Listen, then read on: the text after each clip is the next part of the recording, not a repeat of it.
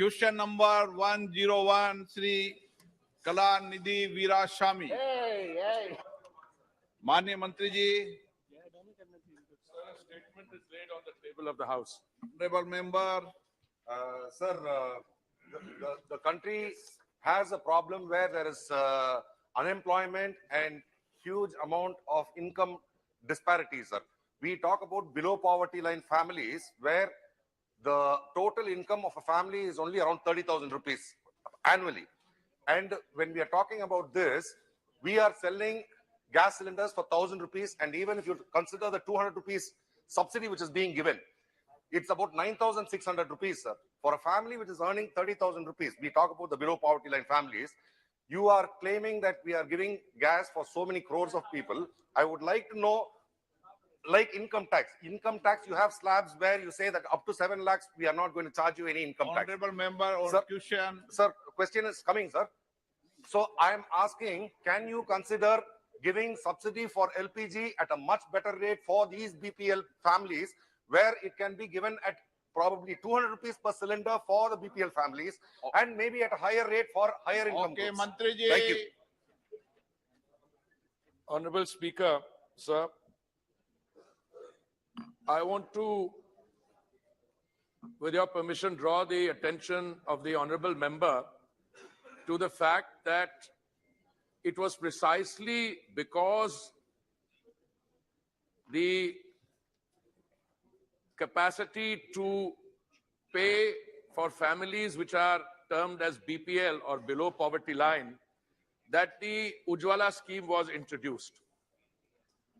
The Ujjwala scheme, sir, when it was introduced, initially it had 8 crore connections, and these 8 crore connections were provided a good 7 or 8 months before the time. We reissued another 1 crore 60 lakh cylinders under the Ujjwala scheme, where the lady member of the household is presented free of cost a cooking top and a cylinder. Now, during the course of the pandemic, sir, when economic activity had come to a grinding halt at one stage, and then it was slow, and the families who are in the below poverty line categorization were the most severely affected, the government gave 3 cylinders free of cost to those BPL families. Sir, insofar as prices are concerned, I should like to submit through you, sir, to the House, that we import 60% or thereabouts, perhaps even more sometimes, of our requirements. We have to import them. The import price, sir, is linked to what is called the Saudi CP, or the Saudi contract price. And the interesting thing is that the Saudi contract price during the last 2 years or so, if we have to use this as a reference period, sir, it has gone up from 250 per metric tons per $250 per metric ton to something like $900 per metric ton. Today also, I think it is around $751 per metric ton. Now, if your import bill is determined by the international price, then it is very interesting to analyze what the government did. Because the government is sensitive to the requirements, sir, of the consuming population, particularly, as the honorable member says, to the most vulnerable, we did not allow the cost of domestic LPG to increase. Saudi contract price, sir, went up 333%, and yet the price increase was very small for the domestic thing. In May 2022, precisely as the honorable member states, we introduced a 200... माननीय मंत्री जी, संक्षिप्त में. Sir, I would like to complete this. आपको इजाजत नहीं दी, आप इनका जवाब मत दिया करें. 200 एक बात सुन लें, प्लीज बैठें. प्लीज बैठे मंत्री. कोई भी माननीय मंत्रीगण नीचे बैठे कोई व्यक्ति टिप्पणी करता है तो आप उसका जवाब मत दिया करें. ये लाइन आपको कहीं दे दिया, लेकिन आप उन पर बहस करना चाहते हैं. उनसे तो सर बहस करना मैं कौन होता हूँ, बहस से इतने विद्वान है, हाँ, लेकिन आप चर्चा मत करो। हैं, तो मैं कौन होता हूँ? मैं जिनको अलाउ करूं उनका जवाब दो आप। Sir, I want to conclude this, that at the end of the day, sir, at a time when the Honorable Prime Minister was providing 3 free meals, dry rations, to a very large segment of our population, even at that stage, we did not allow the price of domestic LPG to go up. Now, at the end of the day, that 200 rupees subsidy, what is a subsidy? It is taxpayers' money. And as the Honorable Member says, the ones who are most vulnerable, we are always ready. Left to this House and the Honorable Prime Minister, it would be ideal if the international or the Saudi contract price could come down from 750 further down. It would enable domestic LPG to be sold at even more economical rates. So I wish to submit this in response to what the Honorable MP has said, and I always stand ready to be able to, I would also be able to provide further Honorable details Member on this, sir. Supplementary. Thank you, sir. Sir, I was only trying to reiterate that 33% of a family's income goes towards gas is probably not acceptable, and how it can be alleviated. My next question is, what is the status of your investment in Mozambique, sir, where there is a huge project which is taken by Total, and there are some unrests over there, and if that happens, probably gas can be made a lot more cheaper in India. So I would like to know what is the status of the project which is happening in Mozambique. Sir, I want to thank the Honorable Member. It is my understanding that at least the context that I have set out and the international situation. Sir, as part of the many initiatives which have been taken during the last several years, import of gas, acquisition of assets outside, increasing domestic production of gas. Sir, I'd like to inform the Honorable Member through you, sir, that last year our domestic production went up by 18%. This year also it's going up 18%. But for an economy which is thriving, where the rate of growth is 6.5% and 7%, where our growth rate, sir, is 3 times the global average. So we have a situation, the more demand for energy is arising on a daily basis. Insofar as the investment in Mozambique is concerned, sir, the Honorable Member has referred to unrest. Sir, there is an issue there. We are in partnership with an international group of companies. He mentioned one of them. And there are local conditions which are of, I would say, I would perhaps call it unrest is too mild a term, but there are issues of dealing with a form of insurgency there. We are in touch with these people, and the project is under what is called force majeure. And the $6 billion investment by Indian companies, we are very confident that due to the negotiations we're having both with government parties and the others, people taking on responsibility, we will find a way and to navigate through this problem so that gas, not only from Mozambique, but from several other sources where we are getting gas from. And at the end of the day, the international price is determined by a variety of factors. And, you know, one of the analysis I read, sir, was in a few years' time, this will be all a thing of the past because there will be so much gas available. But we have to navigate the next 2 or 3 years through the kind of global situation as it exists today and as it is evolving. Thank you, sir. Srimati Supriya Sule. Sir, I would just like to ask the Honorable Minister, I appreciate you saying that for Atmanirbhar Bharat in 9 years you've managed to increase, but you're still at 60%. So from where did you start to bring it to this 20%, which you said you increased it by 16 and 16? So the domestic, if you could clarify. And my second limit, it's a question is, I mean, in the international process, what you mentioned, we've had a slight conflict with our various relationships because of the amount of oil and gas that we're getting from Russia. So that was a big benefit, and that's what came in the media. So why is that benefit of the oil cost not given to the consumer? So if you had made that agreement with Russia, which has come in the newspapers, and we have strained our other relations worldwide, including with America. So how does this balance work, and why is the common man not getting the cylinder cheaper if you think you've done such a good intervention? Honorable Speaker, sir, I think I should start by saying that precisely because the government wants to insulate our domestic consumer from the volatility which results on account of the international prices, we took a number of steps.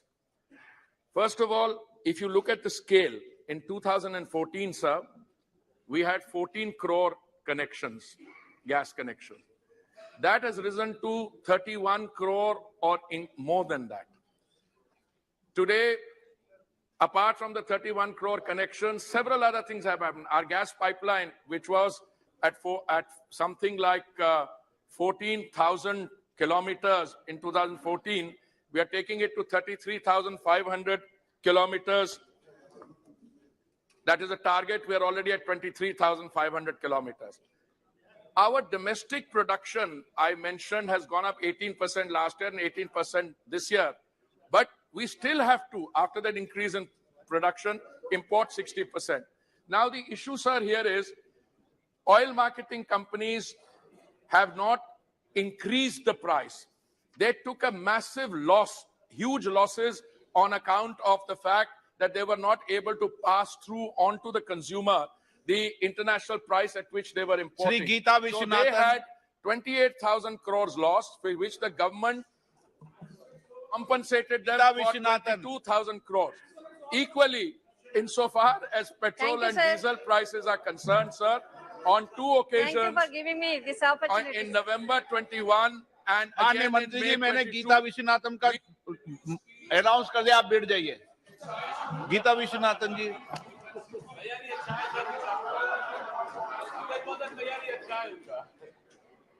Thank you, sir. I convey my thanks to Honorable Minister for more and more connections given to under Ujjwala scheme, sir. Thank you. But I would like to know from the Honorable Minister, it is estimated that rural household with LPG connections are spending 6.7% of their income on fuel, which was 40% than the amount they were paying. Honorable member, short mein. Shifting to LPG, thereby forcing them to make unfair choices about their basic standards of life. I would like to know from the Honorable Minister. माननीय मंत्री जी,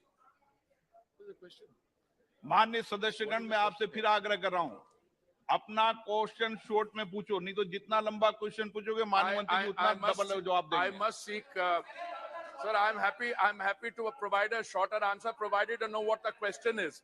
Sir, insofar as rural household spending is concerned, sir, I again reiterate, the government has taken a number of steps and very effective to insulate the consumer by bringing the price of petrol and diesel. They have not gone up since 6th April last year. Throughout the world, the increases are astronomical. In India, petrol and diesel prices in the OMC pumps have not gone up since 6th April of 2022. I think this point, sir, needs to be appreciated. Equally for gas, we have not allowed the increase in the Saudi contract price to be reflected in the domestic price. Sir, it is so easy to get excited and talk about things. The ground situation is India stands out as a shining example where the consumer has not had to face the increase in the global volatility and price increases. As I said, on 6th April 2022, petrol and diesel prices have not gone up in India, whereas they have shot up. You only need to look at what is happening in our neighboring countries. In one country, after 8 o'clock, you can't switch on the electricity because there is no energy. In another country, equally for gas, if the international price comes down, we are still willing.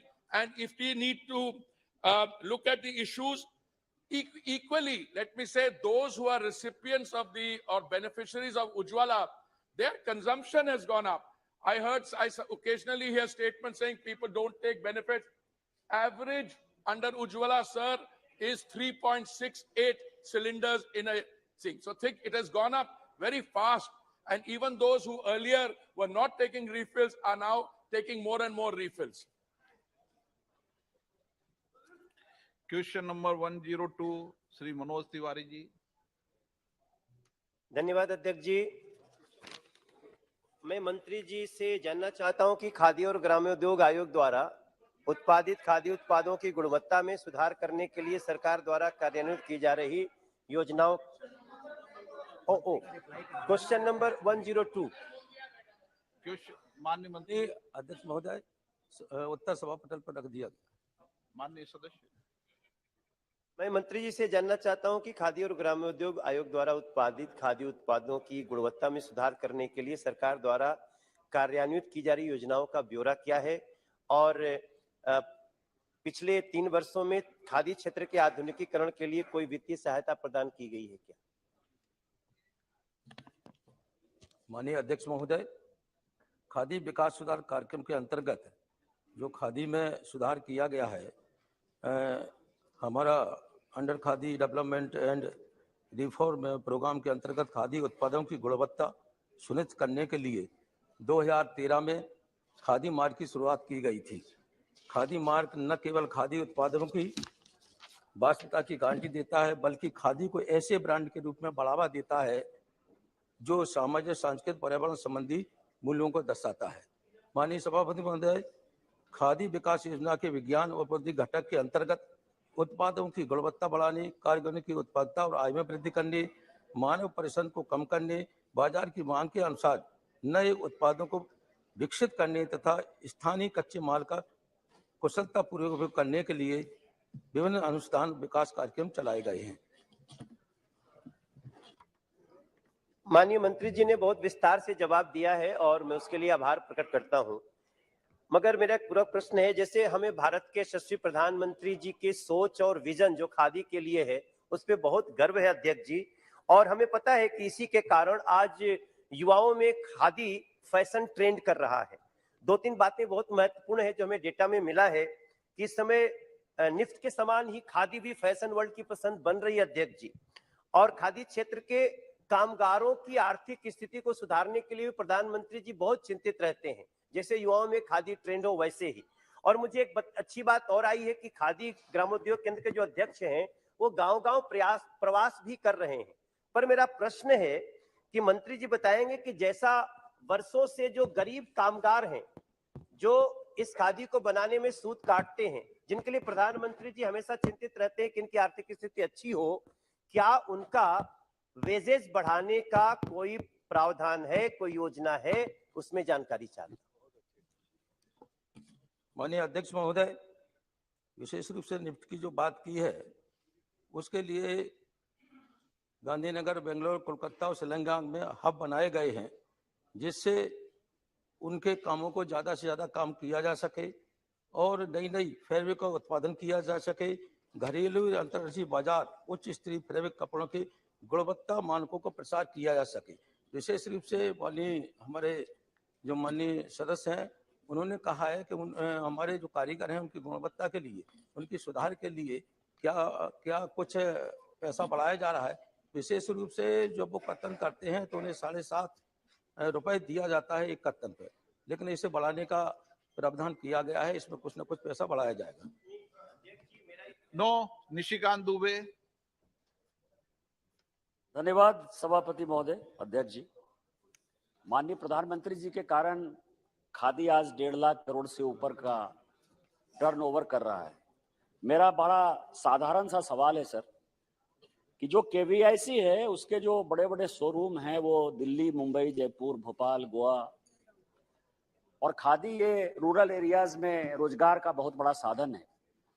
और जो 298 cluster हैं खादी के, उसमें 250 cluster वैसे हैं जो कि इसी वेस्टर्न इंडिया में मौजूद है सर। ईस्टर्न इंडिया इससे अछूता है। मेरा आपके माध्यम से मंत्री महोदय से साधारण सा प्रश्न है कि वर्कसेट प्रोग्राम, मिशन सोलर चरखा, स्फूर्ति, वर्किंग कैपिटल, हनी मिशन और जो कंपटीशन आ रहा है दुनिया में खादी को प्राइवेट सेक्टर से जो आ रहा है या हैंडलूम सेक्टर से अलग हटकर जो मशीन मेड कपड़े पर आ रहा है, उसके बारे में ईस्टर्न इंडिया के डेवलपमेंट के लिए, खासकर बिहार, झारखंड, उत्तर प्रदेश, राजस्थान और बंगाल और नॉर्थ ईस्ट के लिए जो समस्याएं हैं जहां खादी की प्रेजेंस कम है, उसके लिए भारत सरकार क्या कर रही है?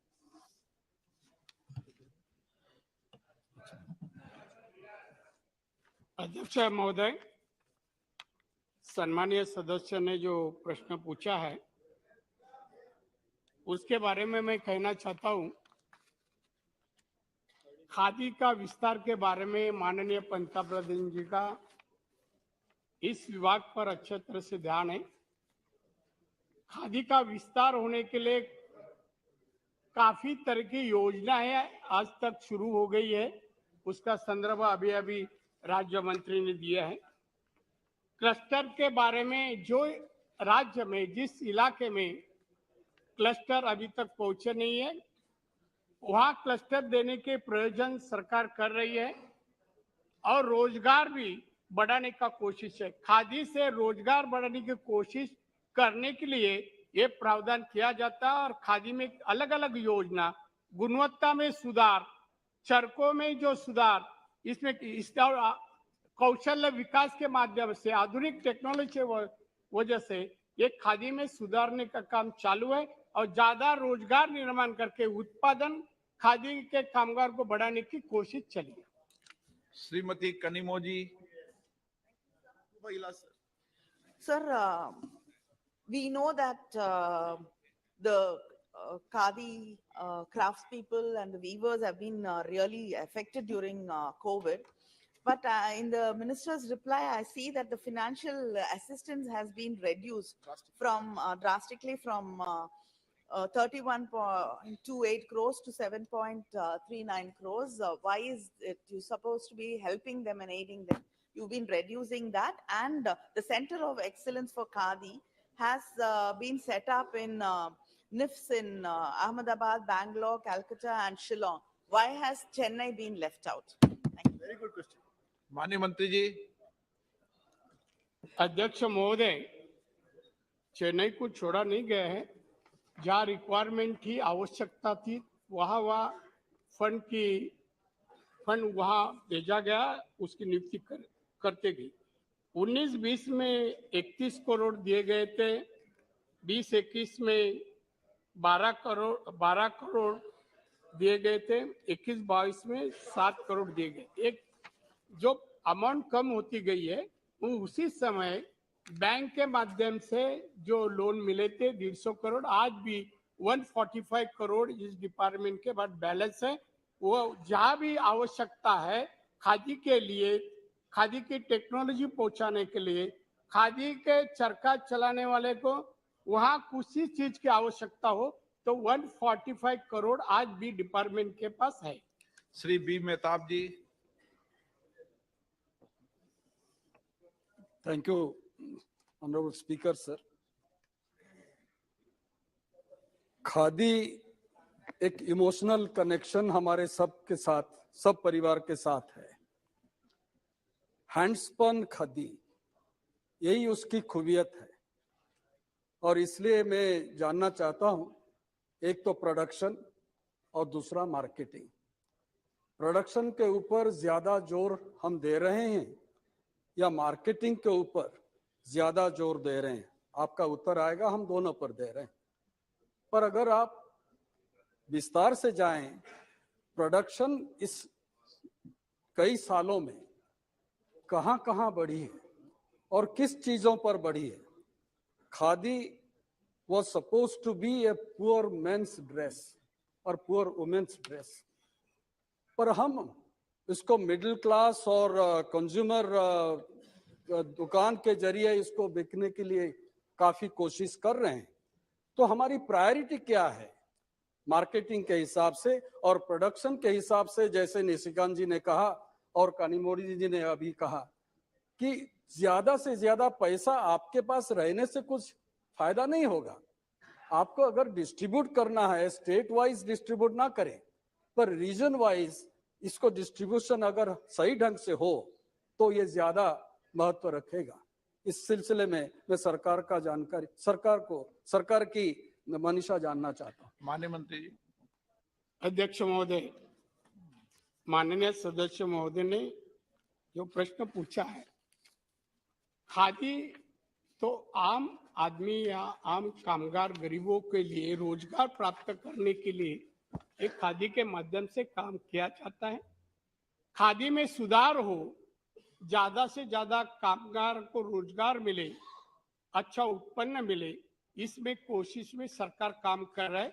जहां आवश्यकता है इसमें काफी स्किल डेवलपमेंट के माध्यम से भी हम सुधार कर रहे हैं। और जो बेस है खादी का, खादी शुरू किया जिस कारण से वो बेस शुरू रहे, क्वालिटी वाइज खादी अच्छा निर्माण हुए, और मार्केटिंग इसलिए कर रहे हैं कि उसमें मार्केटिंग करेंगे। जो कामगार खादी बनाते हैं, कपड़ा बनाते हैं, वो मार्केटिंग करने के बाद ही उनको पैसा आ जाएगा। तो हमारा ध्यान खादी में रोजगार देना है, कामगारों को पर कैपिटा इनकम में किस तरह से सुधार हो, यह हमारा सरकार का उद्देश्य है। क्वेश्चन नंबर 103 is मोहन भाई कुंडारिया। माननीय मंत्री जी। Sir, a statement is laid on the table of the House. माननीय सदस्य।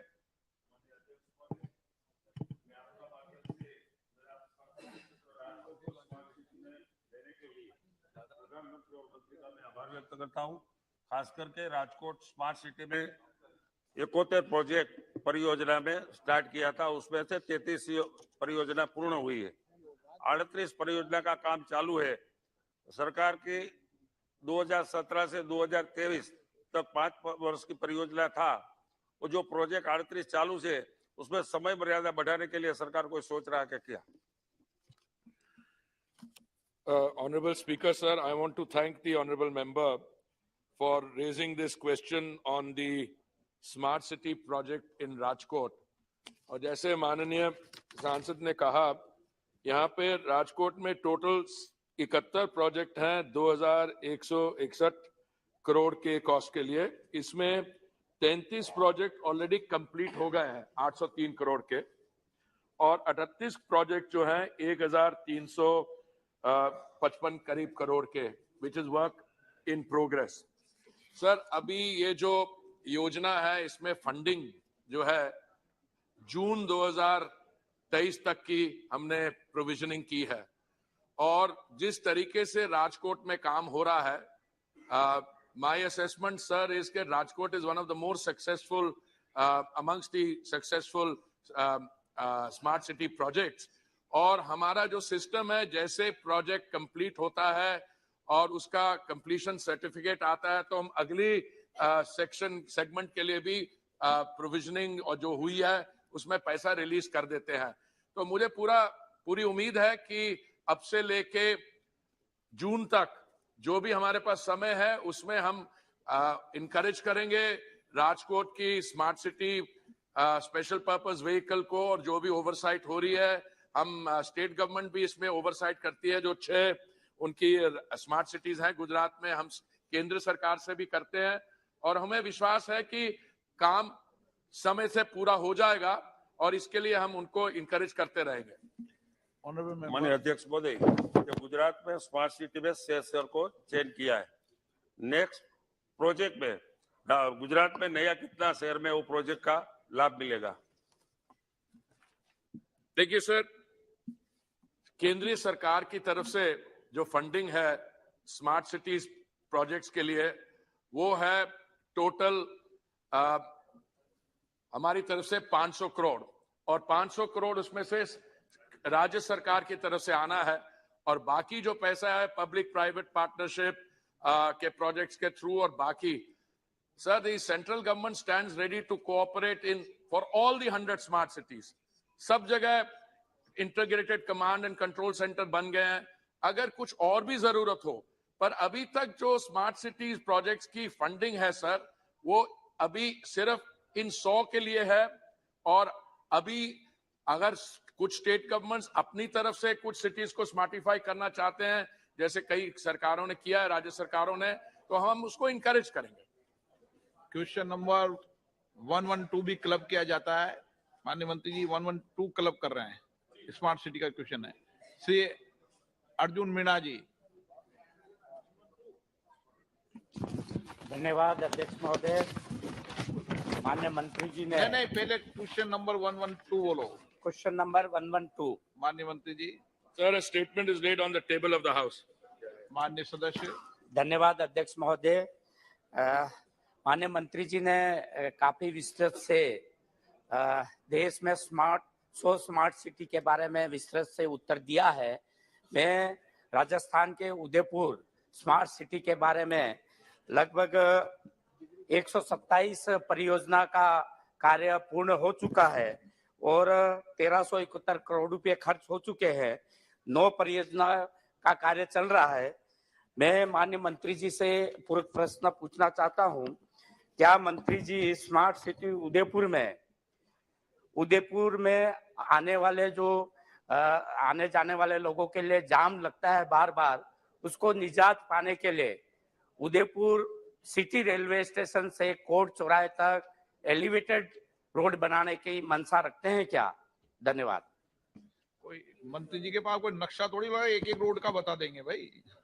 आप तो जनरल क्वेश्चन पूछो ना, इस रोड से ऑनरेबल स्पीकर सर, सबसे पहले तो मैं उदयपुर की जो स्मार्ट सिटी है मैं उनको बधाई देना चाहता हूं। नेशनल रैंकिंग में आज वो 5वें स्थान पे है and it's a very successful smart city project. पर मैं with due modesty, I also want to say, sir, that Udaipur is one of the most beautiful cities. Or even before the smart city project commenced in June 2015, Udaipur already had a very heavy footfall of tourists visiting the many beautiful locations there.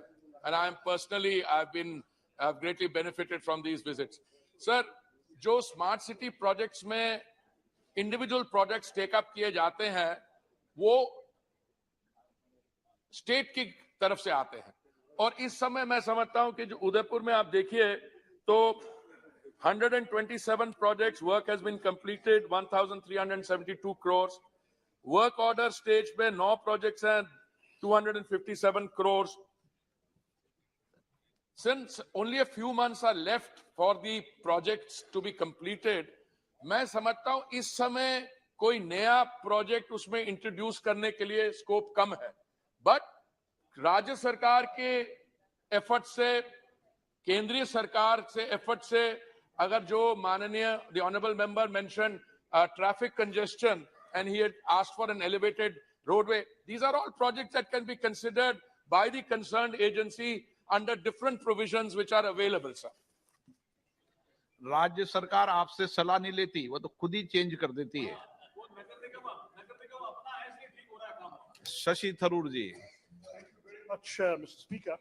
Speaker, I was looking at the minister's response, and I must say I'm concerned about the very uneven pace of implementation of the Smart Cities mission, given that there are only about 4 months left for the ultimate deadline of June 2023 for the 100 cities, sir. If I take one example or one pair of cities that were both selected in September of 2016, you take Varanasi on the one hand, and you take Atal Nagar in Chhattisgarh. Varanasi, pretty much every program has been done, 98 out of 104 according to your website, whereas Atal Nagar, in fact, only 3.8% of the projects, that is 2 out of 53 are completed. So my question to the Honorable Minister is, first, how do you explain these discrepancies and the unevenness in the implementation of the smart city projects? Prime Minister. Secondly, how do you account for the delays? If there are some cities where there are major delays, there must be some common factors that your ministry has studied to understand why these projects are not getting complete. And finally, sir, how does Thiruvananthapuram fare in this league table of uneven implementation? Thank you, Mr. Speaker. You should be the Prime Minister. Sir, आप वरिष्ठ सदस्य, education का काम तो राज्य सरकार करेगी ना, तो सुपरविजन करेंगे। Sir, I have a very simple question. The honorable member knows, and I know the rest of us know, that when you read facts and figures and statistics, you have to be a little careful. Sometimes the time for a project under construction to be completed is very little. But till the completion certificate comes, it will be shown as work under progress. Sir, almost all 100 cities are doing fairly well. Some, due to the COVID period, there was a slowdown, or there were local factors, जैसे आपने sir hint किया from the chair, कि जो राज्य सरकारें होती हैं उनका भी इसमें रोल होता है। So अभी जो केरला में स्मार्ट सिटी प्रोजेक्ट है, मैं समझता हूँ इस पे हमें honorable member and I can have a special seminar along with other members to discuss it. But I don't think that it would be appropriate for me to give share my assessment on why some things don't happen in state governments. It may not be in the spirit of the discussion we are having. There are also other factors, common factors, where oversight is effective, where the advisory committee for the projects are meeting. अब एक प्रश्न उठा था sir Rajkot की smart city के बारे में. मुझे बहुत खुशी होती है आपको ये बताने में कि उसकी जो एडवाइजरी कमेटी है जिसमें honourable MP is also a member, उनकी 16 मीटिंग्स हो चुकी हैं. हर एक क्वार्टर में उनकी मीटिंग होती है. तो जहां पे the local MPs and elected representatives take this thing, there is a very big difference. जहां तक ये अनइवन प्रोग्रेस है, I would request कि जब हमारी आप वेबसाइट भी देखें तो उसमें वेबसाइट में भी देखें तो वेबसाइट भी देखें. Varanasi was declared a smart city in September 2016. Atal Nagar came in round 3 much later. So to compare something which is in round 1 to something which is in round 3 also requires what I call, and if I may have your permission, it's what is called a statistical hop, step and jump, which I think educated members and analysts should try and avoid indulging in. Adhir Ranjan जी, मेरा सवाल दूसरे सवाल पे है. मुझे दूसरे सवाल पे पूछना है सर. पूछे ना आप. नहीं, वो मंत्री नहीं. तो फिर आप उठे क्यों थे? आपको अगर प्रश्न नहीं पूछना था तो आप उठे क्यों थे? सर इसलिए उठा था कि शशि थारूर जी जो सवाल पूछा था सर, ये डिस्क्रिपेंसी के बारे में उनका सवाल स्पष्ट था कि बेनारस वो विद्वान है आप उनका सब. लेकिन our concerned minister is a well loquacious minister in the house. He knows how to deflect and how to. Question number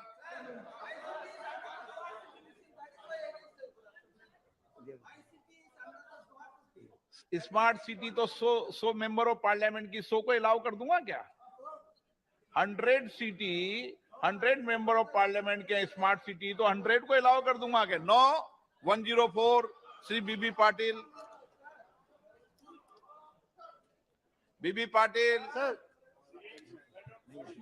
sir just small question, जवाब पटल पर रखा.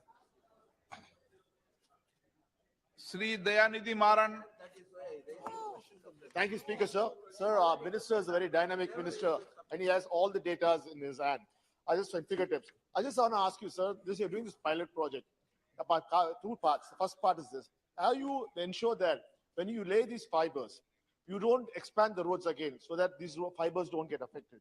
And is this fibers which are laying for along with the national highways, will it be exclusively for the national highway program, or will it also be leased out to other private operators like internet ISPs and other service providers? So part B, since Bengaluru has been mentioned, and we have been making a severe request for you. So recently I had an opportunity to travel to Ranipet from Chennai. The roads are pathetic.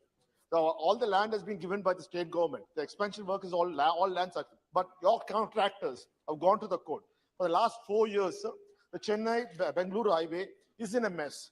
It takes nearly to cross, say 100 kilometers. It takes 4.5 hours. This is a very pathetic state. So I know you will come and tell me that because all the contractors have got to court. Sir, what is this process? How do you overcome it? So why should a common man or why should the people of Tamil Nadu suffer? Because your contractors or your people are not able to ensure that these contractors fall in line. So please ensure that these projects are completed on time. Thank you, sir. Honorable Chairman, sir. Basically, the problem related with the Chennai-Bangalore Express Highway, I just got opportunity to visit on the site. The problem is not with my department.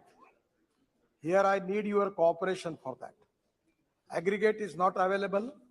Sometimes the permission given for 3 months, after 3 months again to get new permission is a difficult task. Then there is no permission for mining. Also there is a big problem. Then how we can make the roads? The problem is land acquisition is a problem. Environment forest clearance is not there.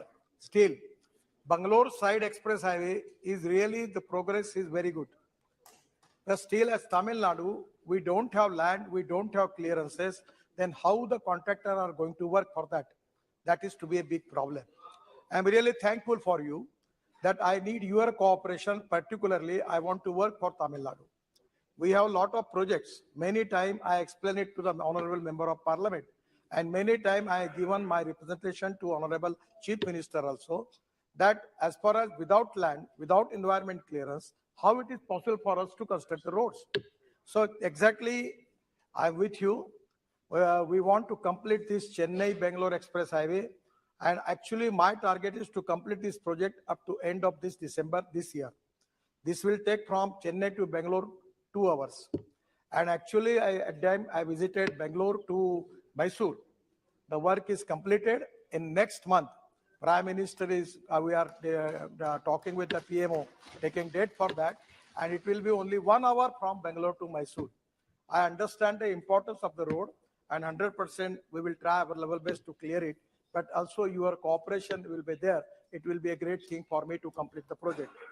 Regarding this Delhi-Mumbai Express Highway, regarding this is a Greenfield Express Highway. Yes, I am telling you that. We are working on that. About our mandate is only to construction of road. But now in many times, petroleum minister, they need land acquisition for making of gas pipeline, making of petrol and diesel, other things they need. They are making a lot of big projects. Then there is some of the optic fiber, the other department are doing a lot of work. The idea is experimentally for a pilot project, we are doing 2 projects. One is Delhi-Mumbai Expressway, Greenfield Expressway, and the other is Hyderabad-Bangalore Industrial Corridor, that is Brownfield Expressway. We have already appointed the agency Andhra Pradesh Urban Infrastructure Asset Management Limited, appointed by our NHLML. That is the organization in our NHI. And now the planning is that the cost is very high because it comes in crores, 6 to 7 crore rupees per kilometer. The idea is we can make a duct where we can make a petroleum pipeline, we can make IT fiber line. Also there will be pipe, PVC pipe or the LDP pipe or HDP pipe for using for optic fiber cable. Then we can use electric cable also. And that can be easy because we don't need any land for that because already acquisition is there. We can save the money on that. So Prime Minister program on Gati Shakti, we have to create cooperation, coordination and communication between the stakeholders. On the basis of that we are doing. But now I am thankful for Honorable Member to asking me this question. Now we are framing the policy, whether it is possible to work on BOT.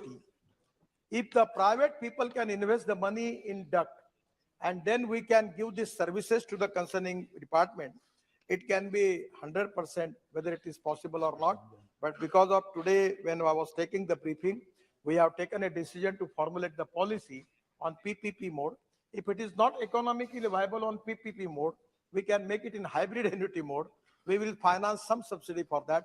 But this is the need of the hour, because as far as the target of our government is concerned regarding the popularity of internet and other things, it is very important. And I feel that this is the time that our target is to make the optic fiber cable up to 50 lakh kilometers. So we need to connect villages also. And because of 5G also, there is a great importance for that.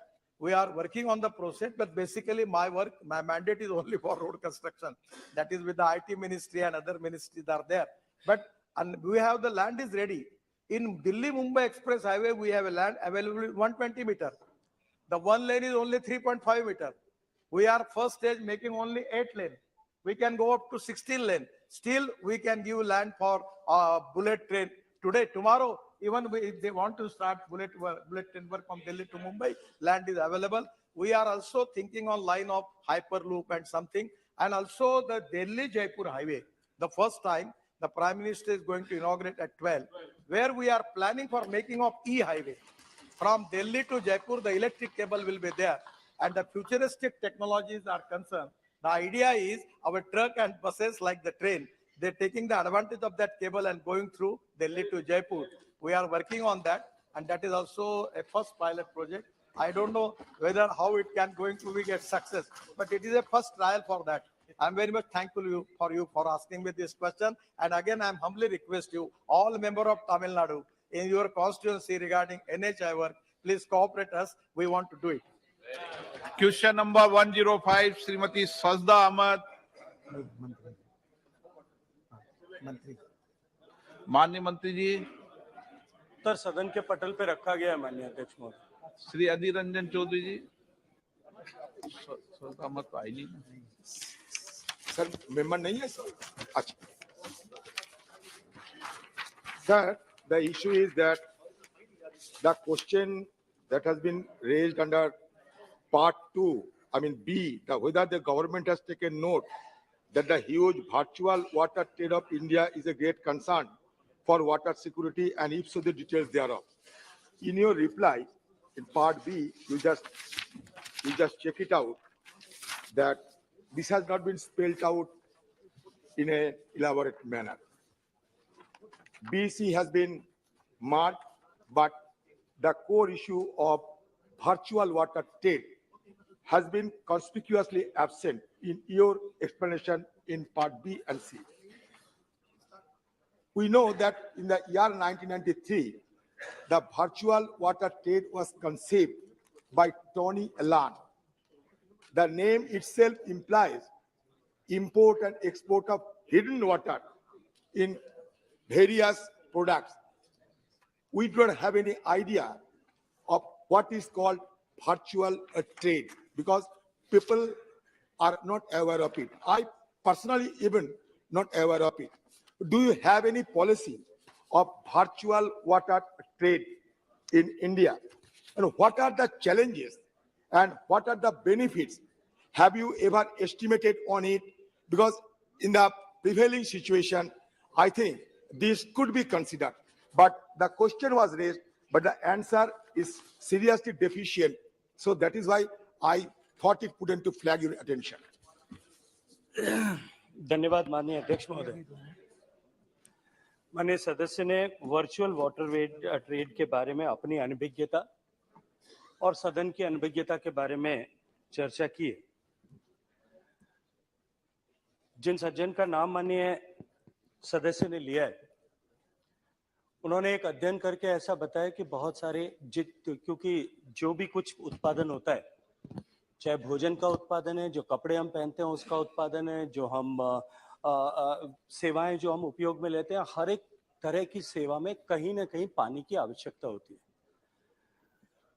जो कृषि के उत्पाद Bharat export करता है, उसको लेकर के माननीय सदस्य ने चिंता व्यक्त की थी कि हम जो चावल निर्यात करते हैं, हम गेहूं निर्यात करते हैं, हम कपास निर्यात करते हैं, हम चीनी निर्यात करते हैं, ये सभी वाटर गजलिंग क्रॉप्स हैं और इनके निर्यात के चलते हम वर्चुअली पानी को निर्यात कर रहे हैं, जो कि भारत जैसे देश में जिसमें पानी की कमी है, निश्चित रूप से चिंता का विषय है। मैं माननीय सदस्य की जानकारी के लिए बताना चाहता हूं कि भारत सरकार ने जो कृषि के क्षेत्र में पानी उपयोग होता है, इसके उपयोग को कम करने के लिए निरंतर प्रयास किए।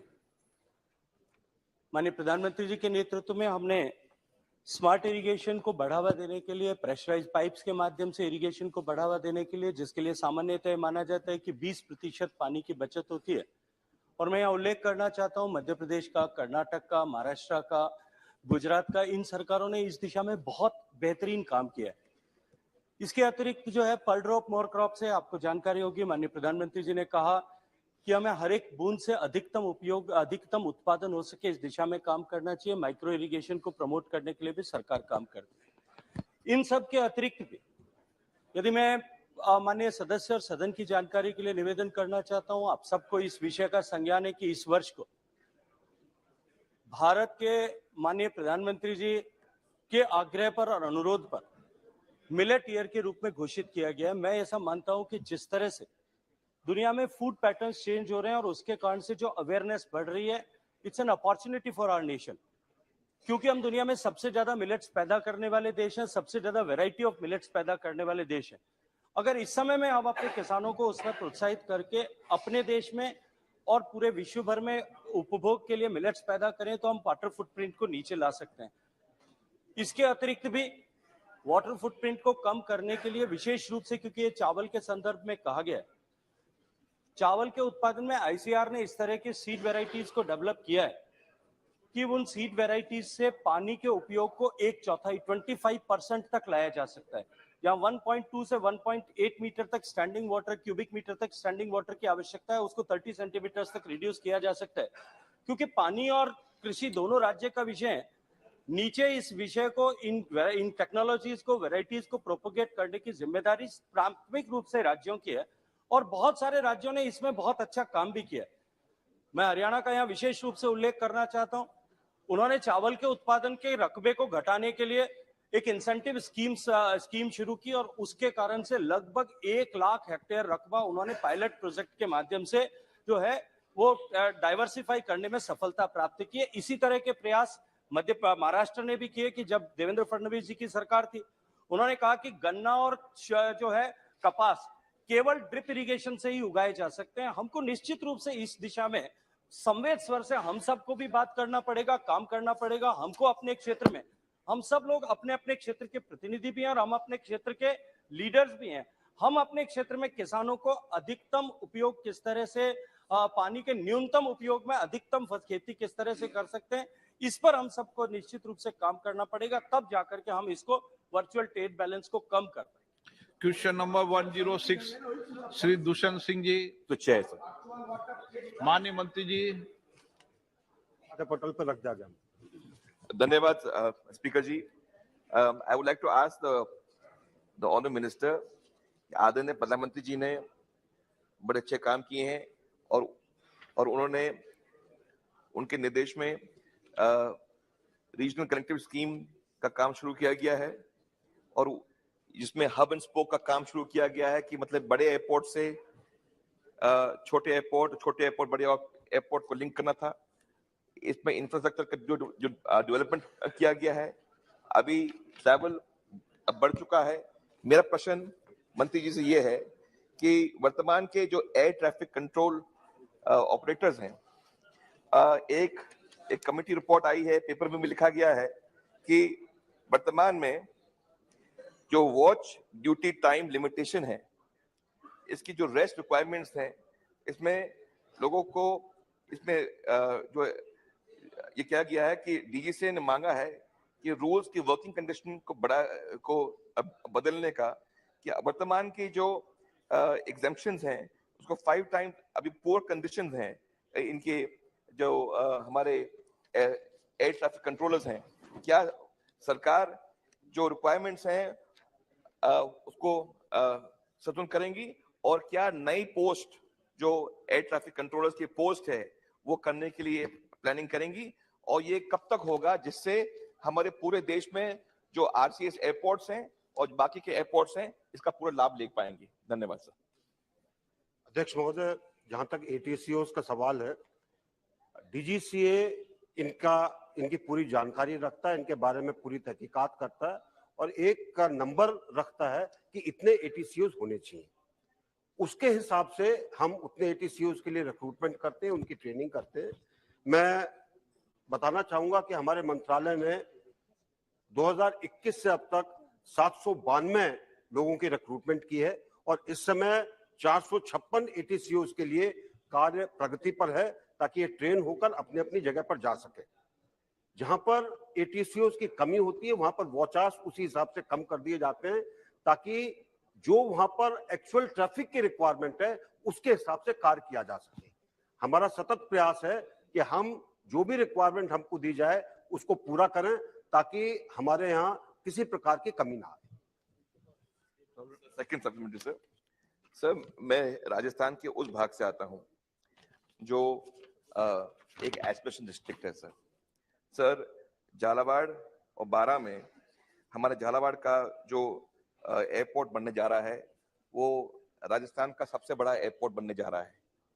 मैं माननीय मंत्री जी से मैं जानना चाहता हूं कि जहां हाड़ौती में, जैसे आपका क्षेत्र आता है, आपके क्षेत्र में भी एयरपोर्ट बनना चाहिए, हमारे क्षेत्र में भी एयरपोर्ट बनना चाहिए, हाड़ौती में के साथ साथ पूरे राजस्थान में एयरपोर्ट बनना चाहिए।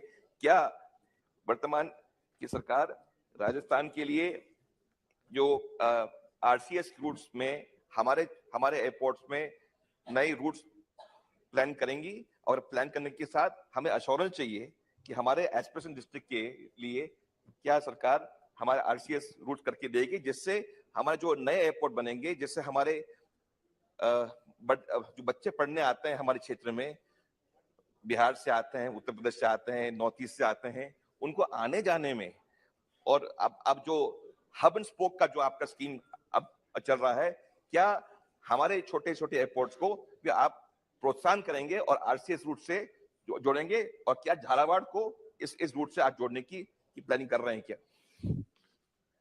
अध्यक्ष महोदय, जहां तक का आरसीएस या उड़ान का सवाल है, सबसे पहली चीज तो मैं कहना चाहूंगा कि एक ऐसी स्कीम है जिससे कि उड़ान और हवाई जहाज से चलने का डेमोक्रेटाइजेशन हुआ है।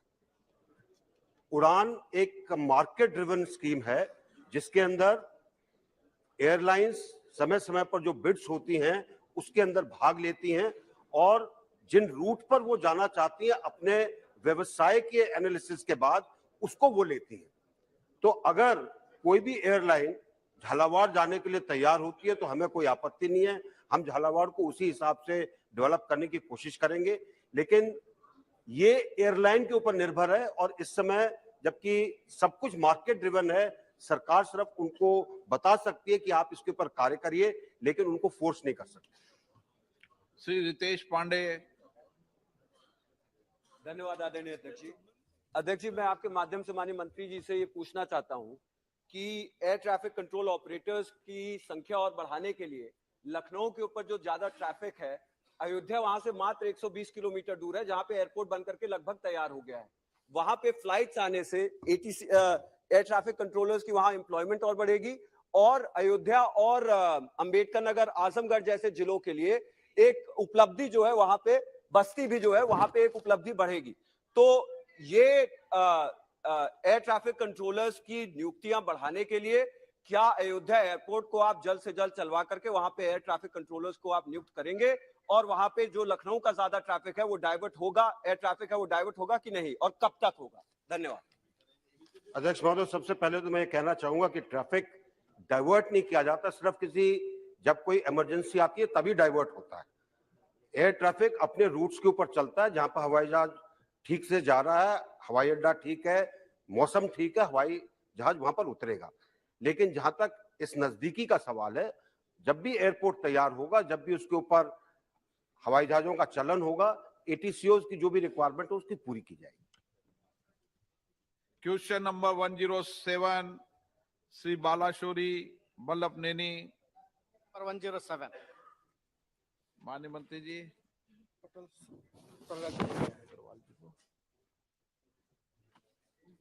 Sir, the allocation for education empowerment of minorities has come down in 2022 to 24. It came down from rupees 2,515 crores in the budget estimate of 2022-23 to rupees 1,689 crores in 2023-24. It means you are spending less money for education empowerment of minorities in 2023-24. Is it true? What is the reason for behind to reduce this much of amount?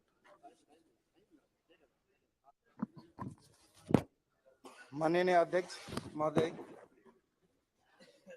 सरकार ने कौशल विकास और उद्यमिता मंत्रालय, सामाजिक न्याय और अधिकारिता मंत्रालय एवं वस्त्र मंत्रालय, संस्कृति मंत्रालय, महिला एवं बाल विकास मंत्रालय और ग्रामीण विकास मंत्रालय के विभिन्न योजना के माध्यम से अल्पसंख्यक, विशेष रूप से आर्थिक रूप से कमजोर और सामाजिक के रूप क्रम विशेष अधिकारी प्राप्त वर्ग सहित हर वर्ग के कल्याण और उत्थान के लिए विभिन्न योजना को लागू किया।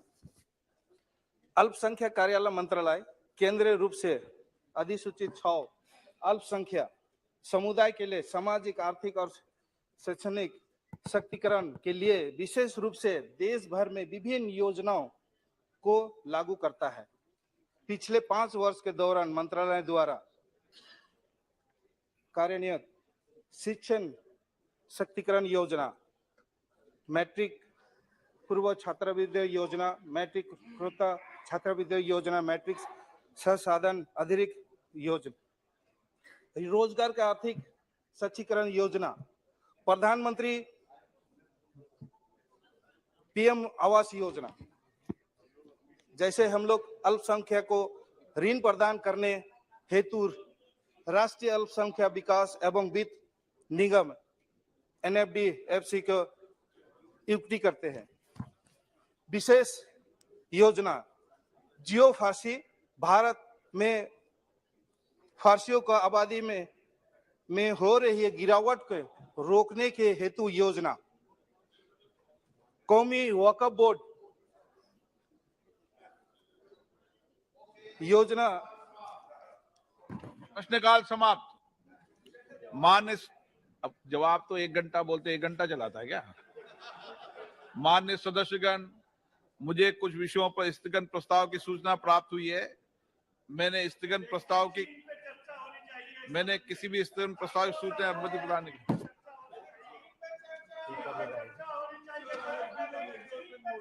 सभा पटल पर रखे जाने वाले पत्र, item number 2, Shri Prahlad Singh Patel.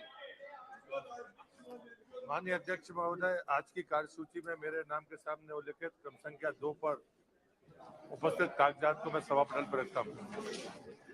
Item number 3, Shri VK Singh ji. महोदय, आपकी अनुमति से मैं संशोधित कार्यसूची के क्रम संख्या 3 पर मेरे नाम के सामने उल्लिखित पत्रों को सदन के पटल पर रखता हूँ। आइटम नंबर 4, श्री कृष्णपाल जी। आदरणीय सभापति महोदय, मैं आपकी अनुमति से आज की संशोधित कार्यसूची में क्रम संख्या 4 पर मेरे नाम के सामने उल्लिखित दस्तावेज सदन के पटल पर रखता हूं। आइटम नंबर 5, श्री भानु प्रताप सिंह वर्मा जी। माननीय सभापति महोदय, आपकी अनुमति से आज की संशोधित कार्यसूची में क्रम संख्या 5 पर मेरे नाम के आगे उल्लिखित कागजात को सदन के पटल पर रखता हूं। आइटम नंबर 6, श्री अर्जुन मेघवाल जी। धन्यवाद चेयरमैन सर। मैं मेरे साथी श्री रामेश्वर तेली जी के नाम के आगे जो अंकित दस्तावेज है, जो आज की संशोधित कार्यसूची के क्रम संख्या 6 पर अंकित है, उनको आपकी अनुमति से सदन के पटल पर रखता हूं। धन्यवाद। आइटम नंबर 7, श्री कौशल किशोर जी। महोदय जी, आपकी अनुमति से मैं आज की पुनरीक्षित कार्यसूची में क्रम संख्या 7 पर मेरे नाम के समस्त सूचीबद्ध कागजातों की एक प्रत हिंदी व अंग्रेजी में सभा पटल पर रखता हूं।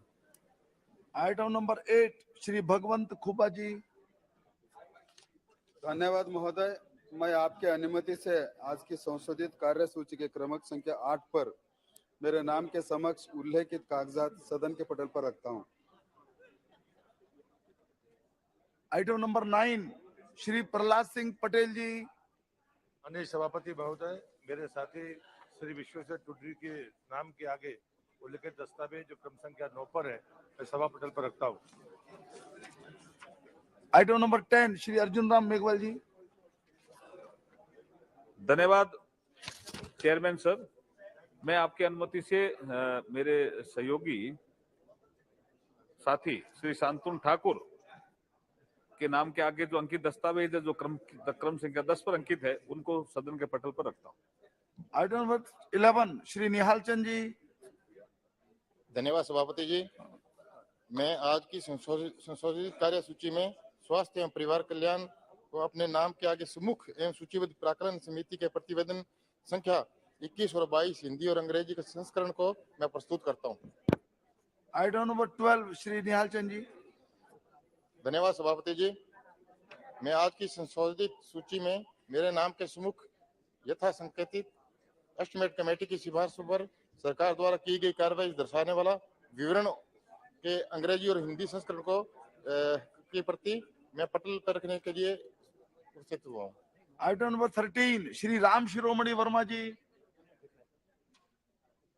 सभापति महोदय, मैं आज के कार्यसूची पत्र में क्रम संख्या 13 पर मेरे नाम के समक्ष यथा सूचीबद्ध सभा की बैठकों से सदस्यों की अनुपस्थिति संबंधी समिति का 9वां प्रतिवेदन हिंदी और अंग्रेजी संस्करण में प्रस्तुत करता हूं। धन्यवाद।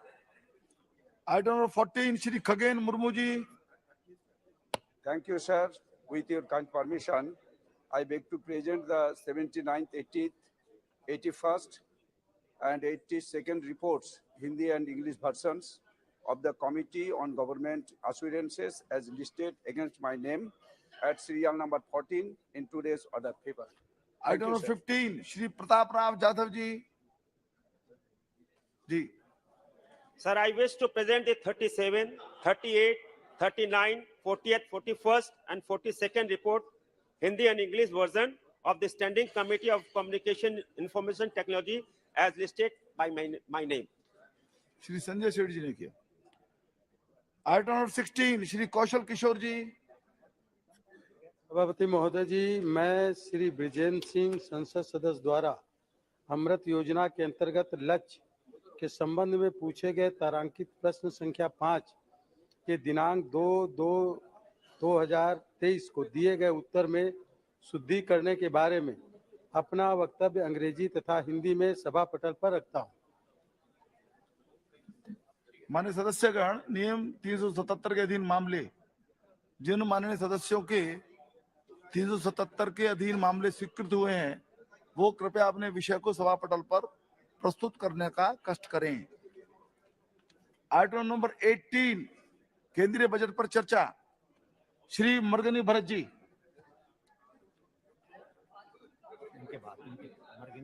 Sir, our party is given 30 minutes of time, sir. So kindly make sure of that time. आप बोलिए तो। वही तो, party is given 30 minutes of time.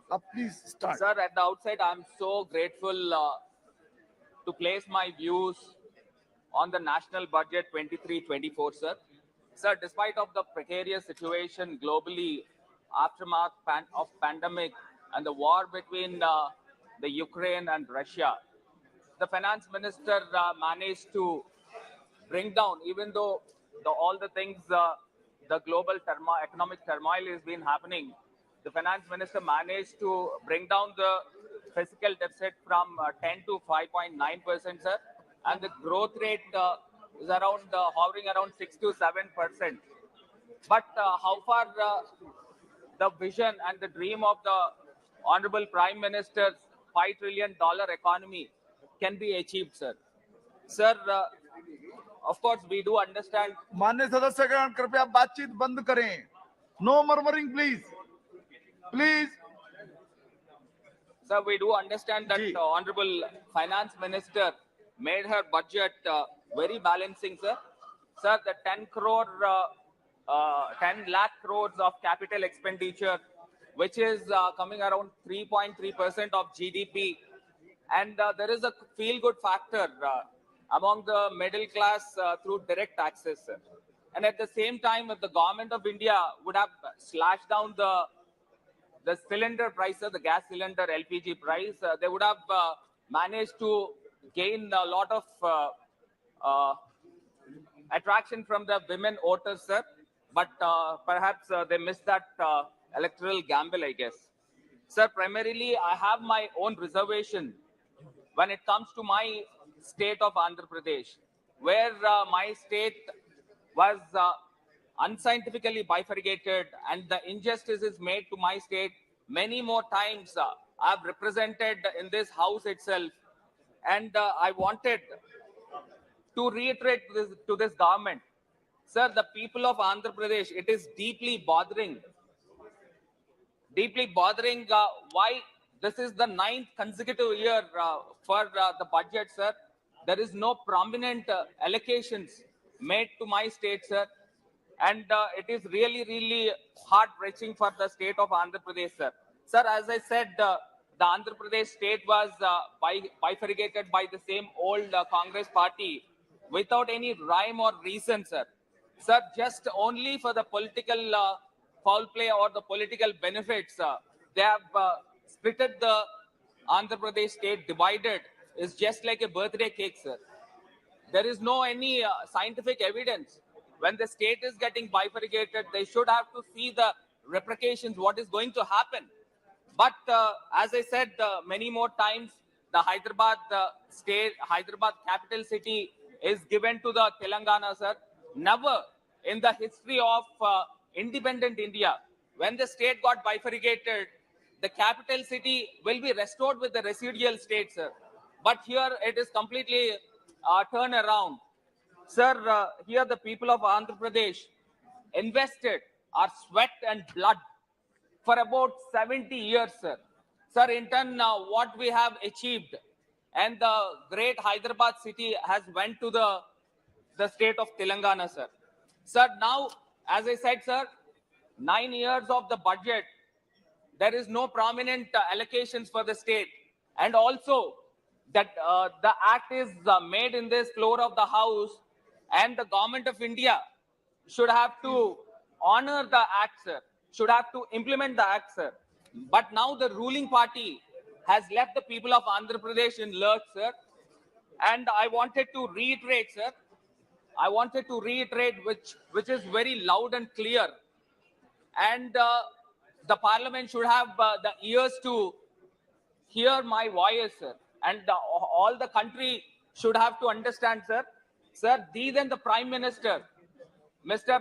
Manmohan Singh, has promised in the floor of the parliament that in compensation for the bifurcation, Andhra Pradesh will be given the special category status, sir. So what all the benefits, what we get from this special category status, I would like to read out, sir. The preferential treatment in central assistance, the concession on excise duty to attract the industries, additional budgetary support from Government of India, 90% will be shared by the Government of India in centrally sponsored schemes, and 10% can be availed through loans. Sir, the tax concession to attract the industry, sir. Above all the above assurances approved by the Union Cabinet in March 2014. Sir, here Telangana is not the new state, sir. Andhra Pradesh is the new state. We have been facing the burdens, we have been facing the troubles since 9 years, and the Telangana agitation for 4 years. So we are really dying for the development, sir. So all these 13 years, we have lost the time for the development, sir. Sir, secondly, I would like to convey to this house that Article 4, it says that the bifurcated state under the Article 3, the supplemental, incidental, consequential measures has to be taken care by the government and the parliament, sir. Where are all these? I've been asking, sir. Sir, for the better understanding, so many, the ruling party, I would like to quote in Hindi also, sir. Sir, मैं आपके माध्यम से आदरणीय अध्यक्ष महोदय को अवगत करना चाहता हूं. मुझे ऐसा लग रहा है, सर, मैं थोड़ा इतिहास को याद दिलाना चाहता हूं, सर. भगवान राम को 14 वर्ष वनवास को भेजा गया था. उसी प्रकार हमारे आंध्र की जनता के साथ 10 साल का अन्याय किया गया, सर. सर, मैं आपके माध्यम से आदरणीय प्रधानमंत्री जी को विनम्रता पूर्वक से अनुरोध करता हूं, सर, आप भगवान राम के भाई भरत जैसा आंध्र राज्य को अपने कंधों पे रखकर विकसित रूप से स्पेशल कैटेगरी स्टेटस दिया जाए, सर. मेरा विनती है, sir. He himself is Bharat. Thank you. He himself is Bharat. Sir, yes, carry on, please. Sir, and the AP Reorganization Act, sir, I would like to come to the AP Reorganization Act of 2014. The less I speak on this, the more the ruling party will be in the comfort zone, sir. Sir, we are not here to enjoy the luxuries. We are not here to enjoy the comforts. We are here to sweat it out and protect the rights of our country, and especially for the rights of my Andhra Pradesh state. We are here to make the legislation, sir. And here I request through you, sir, to the government to honor the act, to implement the act. Sir, where we have to go, sir. And this is, after all, a number game, sir. We are just 25 in number. That doesn't mean our voice is low. Our voice is loud and clear, sir. But the government should honor the act which is passed in this very house, sir. And I'd like to mention the few of the points which is included in the AP Reorganization Act, sir. Sir, the new railway zone. Sir, the railway zone has to be given to the state of Andhra Pradesh, sir, the South Coastal Zone, which is also included in the act itself. But 9 years happened, nothing is being done, sir. And regarding the Polavaram project, the Honorable Minister rightly here in this house, sir, Gajendra ji, I'm just requesting you, sir, this is almost 9 years happened, and the revised estimation, which is around 55,000 crores, but that was estimated for 2019 and 20. And this year is 2023, sir. But how much the estimates will grow? And this is all the public money. We are not giving from our pockets. But this escalation will grow on, grow on, and grow on. And we are wasting the money of the public, I guess, sir. Because the project has to get completed.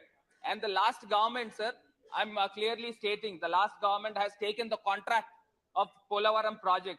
And what they have did for the Polavaram project, 9 years happened. There was then lapses in the technicality. That diaphragm wall was breached. And up till now, that particular thing is not being addressed.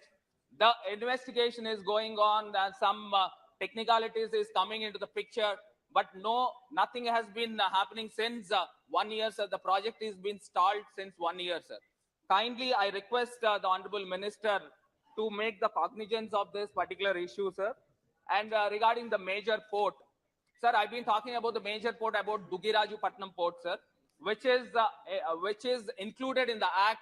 It is clearly stating that in the year 2018, the first phase of the port works has to be get completed. But nothing has been started up till now. Why is this stepmotherly treatment to Andhra Pradesh, sir? Sir, due to some technicalities that they have shifted to Ramayapatnam port, but still the works has to be get started, sir. And regarding the Kadapa steel plant, and our voice, sir, the Kadapa steel plant, always the Honorable Chief Minister comes to the Prime Minister and the Honorable Home Minister. We've been asking for the funds for the allocation of Kadapa steel plant also, sir. And we talk about the major rail projects, sir, especially the metro projects for Visakhapatnam and Vijayawada. So what happened to all these projects, sir? How can we compete with Bombay? How can we compete with Bangalore, Hyderabad and Chennai, sir? Sir, we are having the biggest cities is like Visakhapatnam and Vijayawada, sir. And of course, my constituency, Rajahmundry also.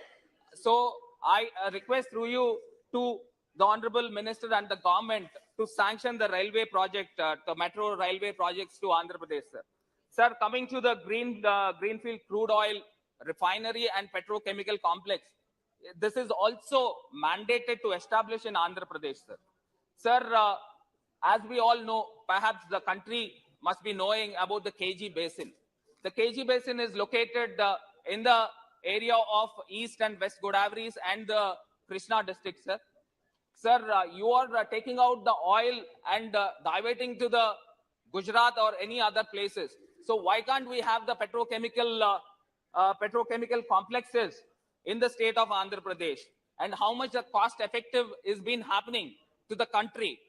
But the government of India, for erecting these petrochemical complexes, the government of India is asking for the viability gap funding, which was not mandated in the act, sir.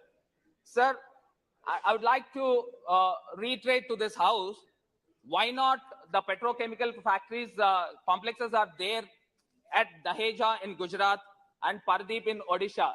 Did you ask for this viability gap fund in that particular area, sir? Perhaps I don't think you have asked for the viability gap funding. Therefore, I request the Honorable Finance Minister to allocate funds for this petrochemical complexes, sir. Sir, coming to the national picture as a whole, I appreciate the Honorable Finance Minister for delivering expansive budget amid the global economic turmoil, sir. It is good that she has opened the strings and pleased the taxpayers, especially in the view of the upcoming 9-state elections, sir. However, financing the physical deficit is challenging, sir. Sir, look at the receipts and the expenditure. So where the government of India could manage to get 17.5 lakh crores, sir. It is a physical deficit, sir. It is very challenging. Sir, the House would be very happy if the Finance Minister explains and elaborates the roadmap where these golden eggs are going to invest and how can these golden eggs hatch to become the golden goose, sir. Sir, my suggestions here to the government is primarily, apparently, we need to understand our strengths, sir. Sir, our Honorable Prime Minister always says, buy local, Atmanirbhar Bharat. Sir, we all know that the government, how come the public uses this nationalism. So we are talking about the Atmanirbhar Bharat, sir. But the government should show the sources to portray this nationalism, sir. Sir, in this context, I would like to give a suggestion. This is open the local marts for the groceries, for everything, sir. Open the local marts, name it as a Bharat Mart or whatever it is. But this local marts has to open across the country in small villages also, from the length and breadth of the country, sir. And the only products which is available in that local mart should be made in India. And the local promotion should be happened, sir. In turn, the government should encourage with incentives. The government should encourage with the tax benefits, sir. So definitely, I think this model will completely achieve the dream of the Prime Minister, sir. And coming to the imports, sir, as we all know that imports, the crude oil is the maximum imports what we've been importing to our country, sir. So the alternative for this, the government is in this budget happened to allocate some 33,000 crores in the green energy and 17,000 crores in the renewable energy. Sir, in the state of Andhra Pradesh, we are encouraging the pump storage, which is the hybrid model, which is trending now, sir. The Honorable Chief Minister, Mr. Jagan Mohan Reddy ji, has also inaugurated 5,000 megawatt of this pump storage model, sir. So perhaps the country should think on this grounds and to extend across the country, so that at least by this year, if we can curtail to 20% of the crude oil imports, that will be a very good move, sir. And the second, the biggest import, what we import is very lucrative gold, sir. So I wanted to be very clear. So whether I could speak this, whether I could announce this, but still I'm going forward, sir. Sir, increase of the export duty in the gold. However, apparently the number 2 gold, which comes from the borders or which comes from some other countries, and the currency which is lying, the 2,000 rupees notes, which is lying with the big tycoons, will come into the circulation, sir, and allow it. And after coming all these 2,000 notes into the circulation and curtail and seize the routes of smuggling, sir. This is a win-win situation, sir. Almost, I think after the demonetization, we hardly see the 2,000 rupees notes now, sir. Sir, it is laudable that Government of India has done outstanding works in terms of road networking, sir. I should appreciate Nitin Gadkari ji for this. He also visited my constituency. And from this past 9 years, the Government of India is doing a phenomenal job in terms of the road networking, sir. Sir, the industrial corridors, sir. So the government has to be very aggressive in promoting the industrial corridor from north to south and east to west, sir. Sir, here I would like to quote Swami Vivekananda ji. As rightly said, sir, youth is the foundation of the country. And they are the great asset to any nation, sir. They are full of energy, enthusiasm, and innovative ideas, sir. Sir, he called channelizing the energy into the right direction. They can drive the country on the path of progress. Sir, the youth in the country is the great asset for India, sir. Almost 50% of the population is youth, sir. Sir, likewise, in this house also, we are not less than 70 to 80 members of youth parliamentarians, sir. Sir, my request here is to create a parliamentarian groups and send them across the globe, sir, for the study tours along with the scientific researchers, sir. Sir, we are ready for the nation building, sir. Sir, I would like to mention Taiwan is very famous in manufacturing semiconductors. It almost produces 50% of the global demand. Why not India, sir? Why not India? And I'd like to quote the Singapore, sir. Singapore is famous in electronics, logistics, transportation, and even biomedicines. Why not India, sir? Sir, the floriculture, agriculture, and the horticulture. So why can't the government will come up with the latest technology, sir? And when it comes to the floriculture, Amsterdam and Vietnam and Thailand is doing very well in terms of the agriculture and the horticulture, sir. The electronics in Japan. And why not all this in India? So we are not short of any competence, sir. We can move the world. But at the same time, constructing this industrial corridor, creating SEZs, creating MSMEs, creating small-scale industries, it will create, it will generate, it will accelerate the flow of money, sir. Sir, one thing everybody should remind that our strength, we need to identify what are our strengths. We have a vast coastline. It is almost thousands of kilometers, sir. Sir, the marine products, the exports are really, really high, sir. So why can't the government concentrate? Of course, the government has allocated 6,000 and odd crores in PM Matsya Sampada, but still it is not enough. Sir, even Vietnam, even the Singapore and the nearby country, Bangladesh is doing very well in terms of aquaculture, sir. We need to promote more, sir. In my state of Andhra Pradesh, under my leader, pragmatic leader, Y.S. Jagan Mohan Reddy ji, we are constructing 9 fishing harbors without the support of Government of India. So kindly consider this suggestion also, sir. Sir, finally, I wanted to reiterate to this government. Sir, if you look at the breakups in sector-wise, 46% of the population are under agriculture, sir. Sir, how much the contribution of GDP through agriculture is just 20%. Sir, just because of lack of technology, just because of the promotion from the government, the farmers has to understand. The government should push the farmers to inculcate the new technology, sir. Sir, see Vietnam, how best they are doing. Get the scientific scientists or trainers from the different places of the world and train our farmers. Definitely, we could contribute more, sir. Sir, every youngster should feel that I can do agriculture when I become elder. But none of the youth in the country are ready to do the agriculture, sir. This is the fate of the country. And the second thing is 32% of population dependent on service sector, sir, and contributing phenomenal and extraordinary. The highest is 54% of our GDP, sir. And 21% of the people are dependent on industry, sir. Sir, contributing 26% of the GDP, sir. And it has to be also improved, sir. Sir, with these suggestions, with these points, I'd like to conclude.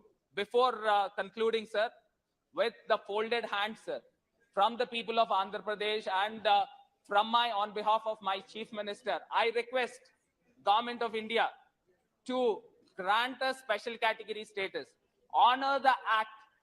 Sir, we are like a small baby, sir. I request the Government of India to care us, nurture us with empathy, and with just a father figure is there in front of us, sir. But why the government is not honoring the act, sir? Why the government is not implementing the act, sir?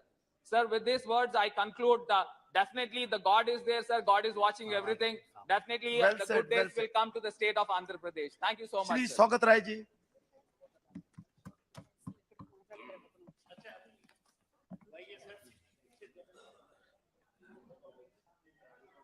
Shaukat Rai ji, अच्छा नहीं बोलना चाहते क्या? Sir, I rise to speak on the budget discussions. It is very unfortunate that yesterday also budget discussions took place. Today it is taking place. The finance minister has not been present on either occasion. The budget discussions belong to the Lok Sabha. Rajya Sabha has no power. I understand the finance minister is from the Rajya Sabha. Why isn't she there either of the day? What is he talking about? आज प्रधानमंत्री जी का day है वहाँ question का, प्रधानमंत्री जी वहाँ गए हैं, इसलिए जितने भी मेंबर जो राज्यसभा के मेंबर हैं वो वहाँ प्रेजेंट हैं क्वेश्चन डे के कारण वो आ रहे हैं। वो दोनों आप ये बताओ, वित्त मंत्री जी बैठे हैं, ये मत कहो जवाब। On behalf of finance minister, I am sitting here. He is in Rajya Sabha. Honorable Prime Minister is there. includes in the में भी minister. नहीं रहते हैं. दूसरी बात है sir, the other minister, railway minister, whose budget also comes up on this, he is also not there. These are all big people. They don't care. Otherwise, Lok Sabha has full power as far as budgets are concerned. दोनों नहीं है. ये मजाक है क्या? नहीं.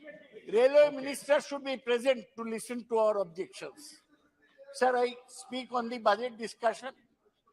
Before I go to my main demands, I want to mention 2 points regarding our state of West Bengal. The West Bengal has been deprived of its share of NREGS funds. 7,300 crores are spending from the center. Along with Sudip Bandyopadhyay, we all went and met the rural development minister. Our local minister went and met him. He said everything is all right. Still money is not being released. He also belonged to a rural area. Just imagine the situation in the rural economy. If total NREGS funds are stopped, people will be starving. And this is... माननीय सदस्य, या तो आप गोली को रख दो जो हाथ में गोली फाड़ी है ना आपने. नहीं ये तो हाँ एलेक्स है. ठीक रखने, गला ठीक रखने. पानी देता हूँ आपको ना, गर्म पानी. प्रधानमंत्री जी के तरह वो तो पानी पीते हैं, मैं एलेक्स खाता हूँ, गर्म पानी. हाँ. ऐसे गैलेक्स खाना, गोली खाना सदन में अलाउ नहीं है. सर मैं This is for the health. For health. Now, I demand that the money for NREGS for West Bengal should be released immediately. And the government should give up its cruel attitude. Number 2, I have to speak something about railways. The finance minister made a big hue and cry that he has given 11,000 crores to West Bengal for unfinished projects. But nothing is finishing. He will earn name as a railway minister who's very smart. He is starting Vande Bharat trains so that PM can go and inaugurate. These have no long-term benefits. And in West Calcutta metro system, he is inaugurating truncated lines. That is, there is a line from Behala to Bibadibag. He goes 1/3 and inaugurates up to Joka to Taratala. So I demand that whatever railway projects he is doing, let him complete them instead of inaugurating truncated lines. Sir, I wanted to speak on the budget. Nirmala Sitharaman herself called her budget beautifully balanced. I've never heard a finance minister praise her own budget. She is saying India said to be $5 trillion economy, budget beautifully balanced. I'll talk about the balance later. But it's unfortunate that the finance minister budget speech does not mention the words unemployment, poverty, inequality, inflation, or equity anywhere in the speech. So even if it is beautifully balanced, it is that of a accountant. This budget has no vision about the future, and it is not futuristic, but opportunistic, anti-people and anti-poor. This is what Mamata Banerjee said about the budget. Sir, unfortunately, as soon as the finance minister presented his budget, the next day, an avalanche took place. Avalanche of what? Hindenburg research report. One short-selling firm from America, they released a report about a company in India. I will not name the name. Sir, when we were small, after sunset, we could not use the word sap. My mother used to say, don't say sap, say lata, lata.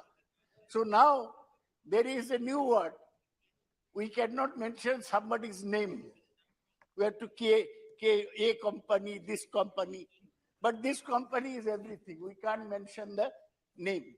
Just like my mother told me when I was young, living in a village. Snake we could not mention.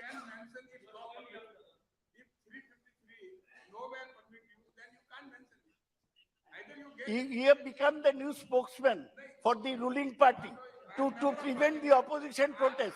You have become the new spokesman after being dropped from the ministry.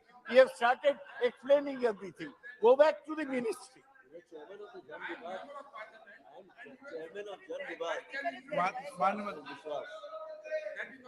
अरे That आप is इधर बात the कर रहे new हैं। way. आप बात है ना माननीय सदस्य Sir, इधर करा करो, कोई नियम हो तो इधर बताओ, उनको क्यों नियम बता रहे हो Some भाई? professional hecklers have sprung up.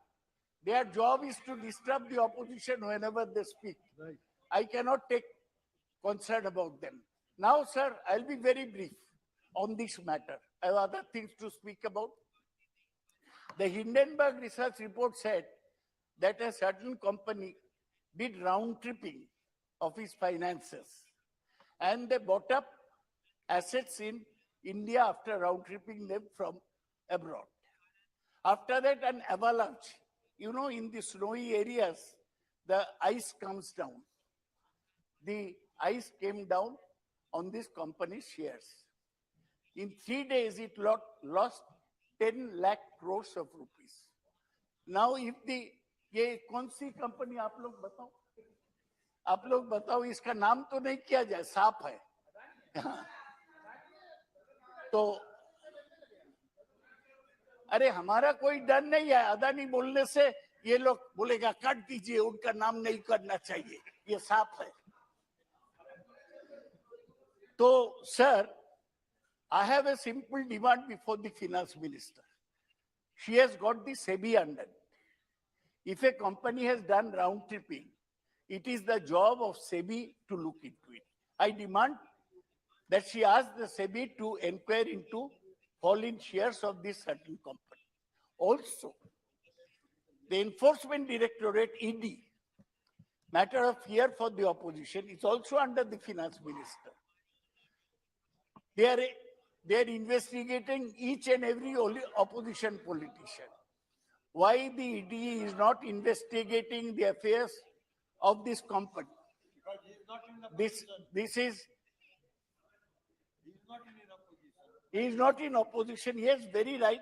Lalanji is first-class leader from Bihar, president of the JDU.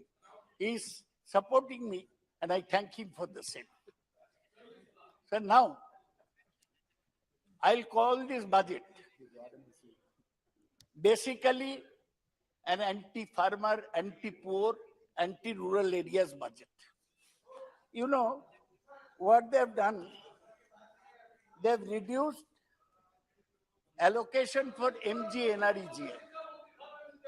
क्या है? क्या? तुम्हारा डिवोर्स हो गया? आप माननीय सदस्य हाँ. अच्छा, ठीक है.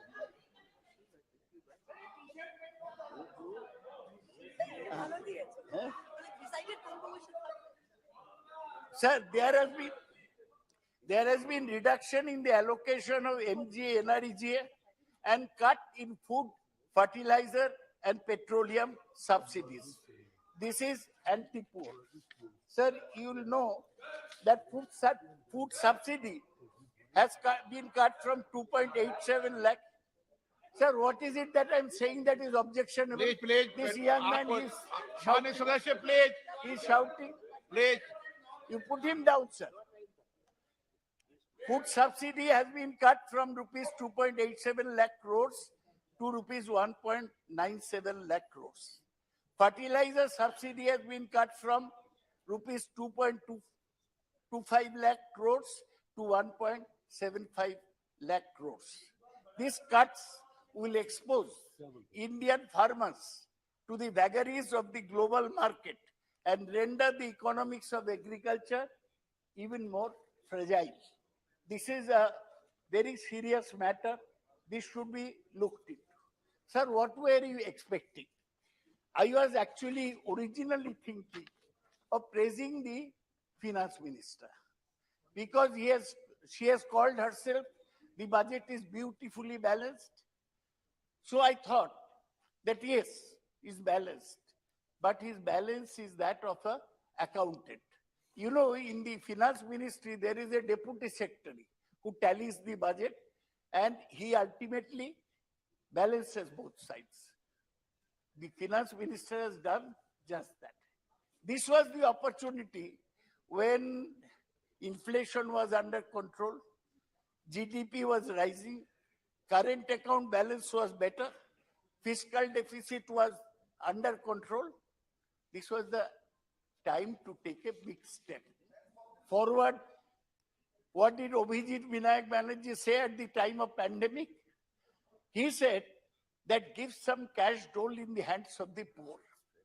The budget does not mention anywhere the word migrant labor, who were the biggest Achilles heel of the Indian economy.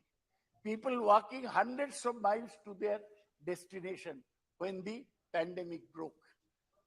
They have not been mentioned. The top economists of the world wanted them to be given some cash dole, some money. The finance minister did not. The other thing she could have done in a stable macroeconomic situation, she could have reduced the prices of petrol, diesel, and of LPG.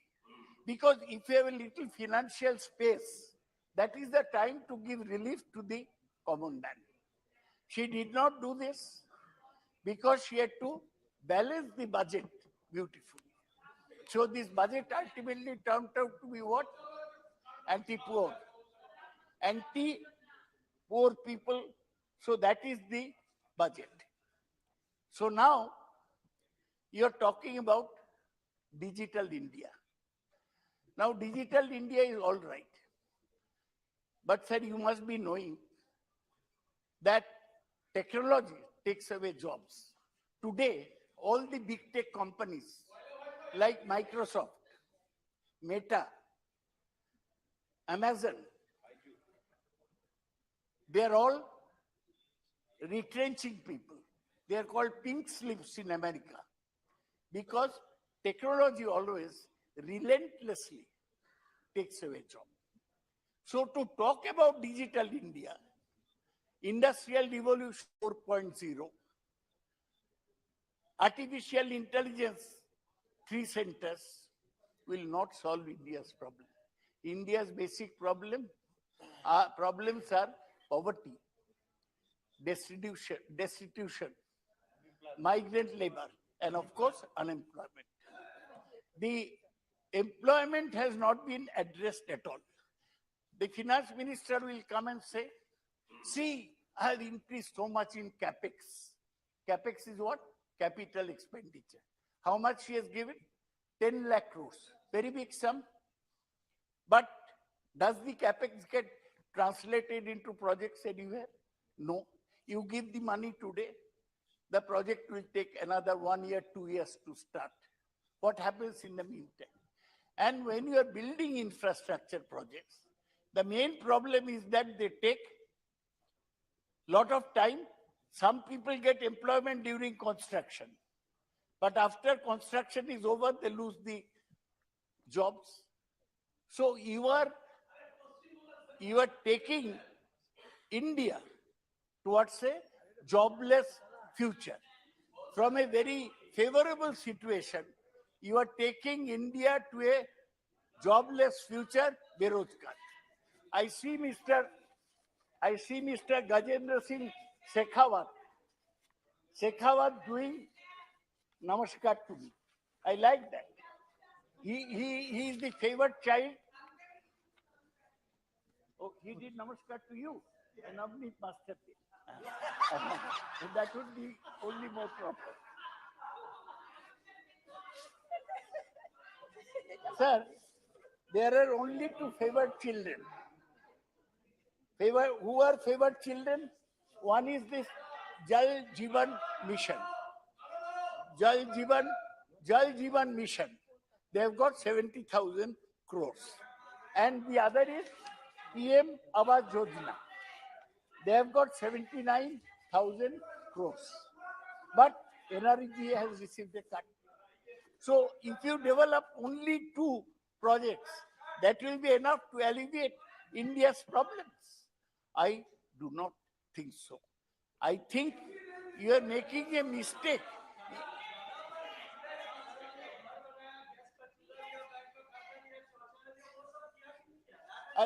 सुनिए ना, आप जो किए हैं, मेरे पास ये है, आप क्या क्या किए हैं? जो नहीं किया है वो बोलना मेरा काम है, जो किया है वो बोलना आपका काम है। जो बोला है सुनो।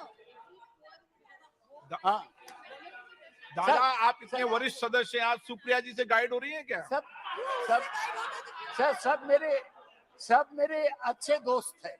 ये समझते हैं बुढ़ा आदमी बोल रहा है, इसको मदद किया जाए, ये सब लोग मदद कर रहे हैं। जो किया वो बोलना आपका काम है, जो नहीं किया वो मेरा काम। सर,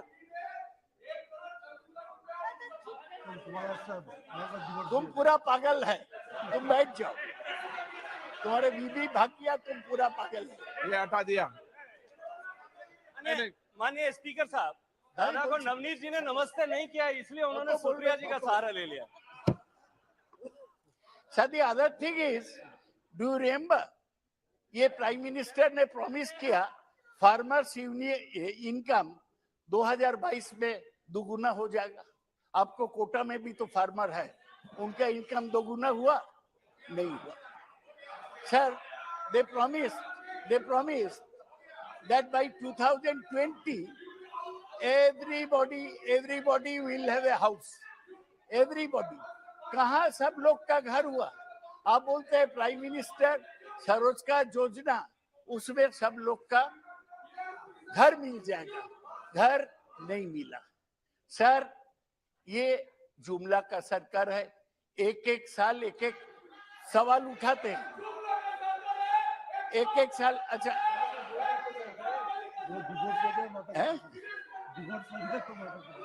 डिवोर्स के बाद इसको दिमाग में गड़बड़ी हो। सर,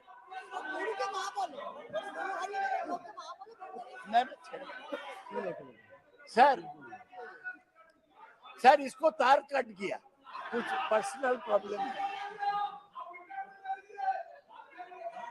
इसको तार कट गया। Sir, last year they made a promise asset monetization pipeline that they will get money out of the एक सेकंड।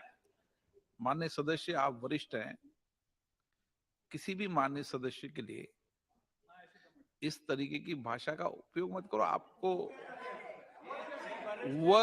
वो करेंगे तो उनको भी इसी भाषा में कहूंगा। उनका कोई रिकॉर्ड में नहीं जा रहा है, उनका रिकॉर्ड में नहीं जा रहा है। नहीं, रोक नहीं, मैंने कह दिया उनको, बैठ जाइए, आप बोलिए। आपको नहीं अलाउ किया मैंने। Last year they spoke of please they spoke about asset monetization pipeline. इस साल है बजट में? नहीं, कुछ एसेट मोनेटाइज नहीं हुआ। They used to speak about disinvestment. अगले साल भी 50,000 करोड़ था, इस साल भी 50,000 करोड़ बजट में। कभी कोई आपका एसेट लेने के लिए, डिसइन्वेस्टमेंट के लिए इंटरेस्टेड नहीं है। Your programs are failing one by one. Announced, Nirmala Sitharaman has this advantage. She makes an announcement, forgets about it next year. But we keep last year's budget. We remember what all she said. And that's why, sir, this budget, done with good intentions, at a time when Indian economy was recovering from the downslide of the COVID, missed all the opportunities. It turned out to be, I'll briefly complete my point, sir. बहुत disturb कर दिया, ये तार cut जाता है लोगों को और हमको डिस्टर्ब करता है सर। सर अच्छा, कल अधीर चौधरी गलवान के बारे में बोला कि चाइना कितना पॉइंट गलवान में दखल किया, कितना पॉइंट अरुणाचल में दखल किया। क्या जरूरत था डिफेंस बजट बढ़ाने का? कहां बढ़ा? 1.5%. It has remained almost the same if you take in inflation. अभी तक छत्तीसगढ़ में माओवादी लोगों को मार रहा है, एक बीजेपी को आदमी को मार दिया परसों। कहां सीआरपीएफ का अलॉटमेंट? वो भी नहीं बढ़ा, 1.5%। ये लोग बोलता है हेल्थ और एजुकेशन में पैसा देगा, एजुकेशन में केवल 2.9% सारा बजट का अलॉटमेंट एजुकेशन के लिए। हेल्थ का इतना प्रॉब्लम है, वहां भी कोई अलॉटमेंट नहीं है। उनका तार कट गया sir. Sir lastly I want to say that giving allocation is not enough. In our country, you have to see that on the ground, projects are implemented. Government has spent 22,000 crore less of what it had allocated for capital expenditure this fiscal. Allocating money is not equal to spending money, nor is allocating money equal to creating jobs. They have mentioned all तार काटा हुआ programme ये दिया है। Sir आप सुनिए,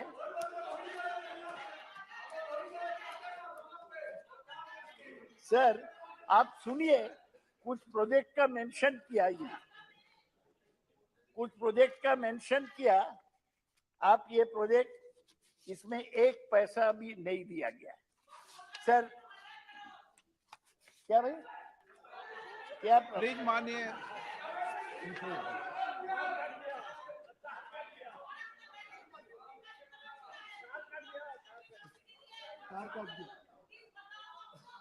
sir ये क्या हो रहा है, ये एक तो प्रॉब्लम होगा।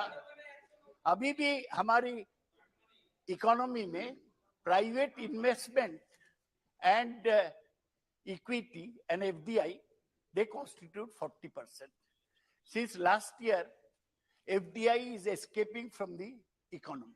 You find out how much FDI money has gone out.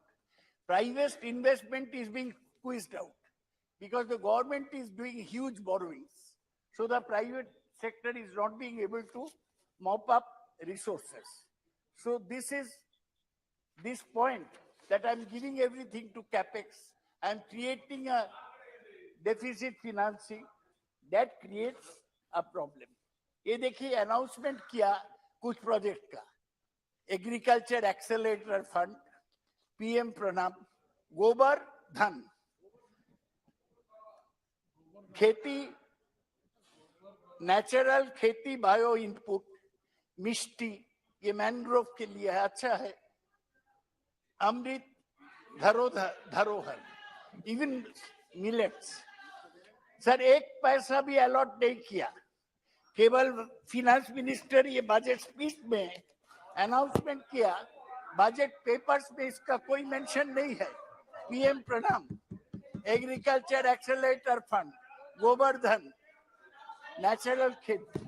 और ये नेचुरल खेती क्या होता है सर? इसका कोई, आप गोवर्धन के पक्ष में है? कि गोवर्धन, बिल्कुल गोवर्धन योजना इज अ पार्ट ऑफ स्वच्छ भारत मिशन, और उसके लिए जो है 7,000 करोड़ रुपए का एलोकेशन नहीं, you show me the budget paper. I am carrying all the budget paper. आप दिखाओ कहाँ allocation.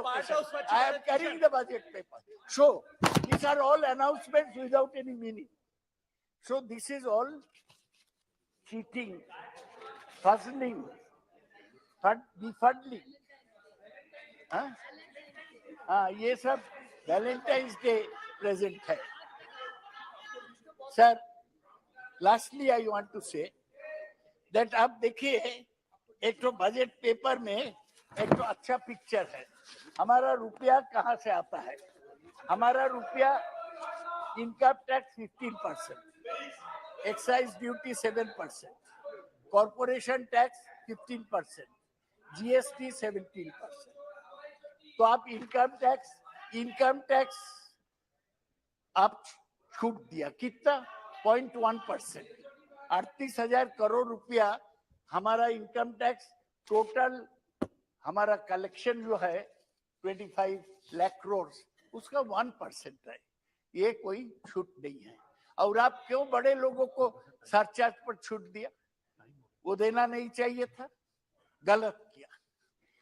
ये बजट इस टिंकरिंग, एक गवर्नमेंट 2 साल पहले एक अटल टिंकरिंग लैब शुरू किया, उसमें थोड़ा सा इधर उधर करता है।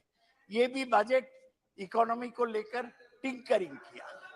और देखिए, डिफेंस इज ओनली 8%, सब्सिडीज कम करके 7% कर दिया, स्टेट शेयर 18%। एक ही अच्छा काम हुआ, 50 साल के लिए स्टेट्स को 1 लाख करोड़ रुपया लोन दिया बिना इंटरेस्ट में, अच्छा है।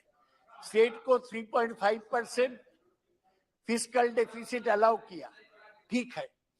लेकिन ये है समय जब इंडियन इकोनॉमी स्टेबल है। यही समय था to make a frontal attack on poverty, unemployment. Economy अगर स्टेबल है तो आप गरीबों के हाथ में पैसा पहुंचाओ, अपना दल भी स्ट्रांग होगा। आप भी करो अनुप्रिया जी, ये उसका ये मत रहो। पैसा सर, ये जो क्रोनी कैपिटलिस्ट है, ये देश को लूटेगा, ये कुछ नहीं करेगा सर। आप और हमको गरीब के साथ रह के लड़ाई लड़ना है, और इसलिए मैं ये बजट प्रस्ताव को समर्थन नहीं पा रहा हूं। मैं फिर मांग करता हूं कि पश्चिम बंगाल का एनआरईजीए का रुपया अभी देना चाहिए, और पश्चिम बंगाल में पीएम आवास योजना के रुपया अभी देना चाहिए, और रेलवे मिनिस्टर कलकत्ता जाए और हमारा कंप्लीटेड प्रोजेक्ट को इनागुरेट करे। मैं बहुत आभारी हूं कि आप धीरज के साथ मेरे भाषण सुने। मैं आपको नमस्कार। श्री रंगप्पा बड़ने, किसको बुलाना है? माननीय अध्यक्ष महोदय, मैं मेरी पार्टी के तरफ से यशस्वी प्रधानमंत्री जी नरेंद्र मोदी जी के नेतृत्व में वित्त मंत्री ने जो बजट पेश किया है उस पर मेरी बात रख रहा हूं। यह बजट भारत की आजादी के 75 साल होने पर अमृत काल का पहला बजट है। यह बजट महत्वाकांक्षी और समावेशिता पर केंद्रित है, जहां विकास का लाभ किसानों, महिलाओं, बच्चों, अनुसूचित जाति, अनुसूचित जमाती यदि सभी नागरिकों को तक पहुंचेगा। माननीय अध्यक्ष महोदय, माननीय प्रधानमंत्री नरेंद्र मोदी जी के नेतृत्व में एनडीए सरकार ने लक्षित लाभों के सार्वभौमिकरण के साथ ही कई योजना और प्रभावी ढंग से लागू किए योजना का परिणाम स्वरूप समावेश यह बजट है। जैसे कि स्वच्छ भारत मिशन के तहत 11.7 करोड़ घरेलू टॉयलेट का निर्माण किया गया है। आज दुनिया में भारत को एक उज्जवल सितारे के रूप में मान्यता दी है। इसका श्रेय माननीय प्रधानमंत्री को जाता है। माननीय अध्यक्ष जी, खाद्य सुरक्षा के प्रति अपनी प्रतिबद्धता को बढ़ाने के लिए सरकार पीएम गरीब कल्याण अन्न योजना के तहत सभी अंत्योदय को प्राथमिकता दी है और परिवारों को 1 वर्ष के लिए मुफ्त अनाज देने का फैसला किया है, जिसका 2 लाख करोड़ पूरा खर्च केंद्र सरकार करेगी। यह गरीबों के हित के लिए उठाया एक क्रांतिकारी कदम है। अध्यक्ष जी, इस बजट में प्रधानमंत्री आवास योजना के लिए आवंटन को 66% बढ़ा दिया है। सरकार का ये कदम स्वागत है। अध्यक्ष जी, इस बजट में एमएसएमई पर खास ध्यान दिया गया है, जैसे कि उद्यम, ई श्रम, एनसीएस और 80 पोर्टल को वापस में जोड़ा गया है। 130 लाख एमएसएमई को क्रेडिट गारंटी की योजना के तहत अतिरिक्त कर्ज दिया गया है। सूक्ष्म एवं लघु उद्योग को सूक्ष्म एवं लघु उद्यम क्रेडिट गारंटी ट्रस्ट के तहत 2 लाख करोड़ रुपए अतिरिक्त क्रेडिट दिया जाएगा। माननीय अध्यक्ष जी,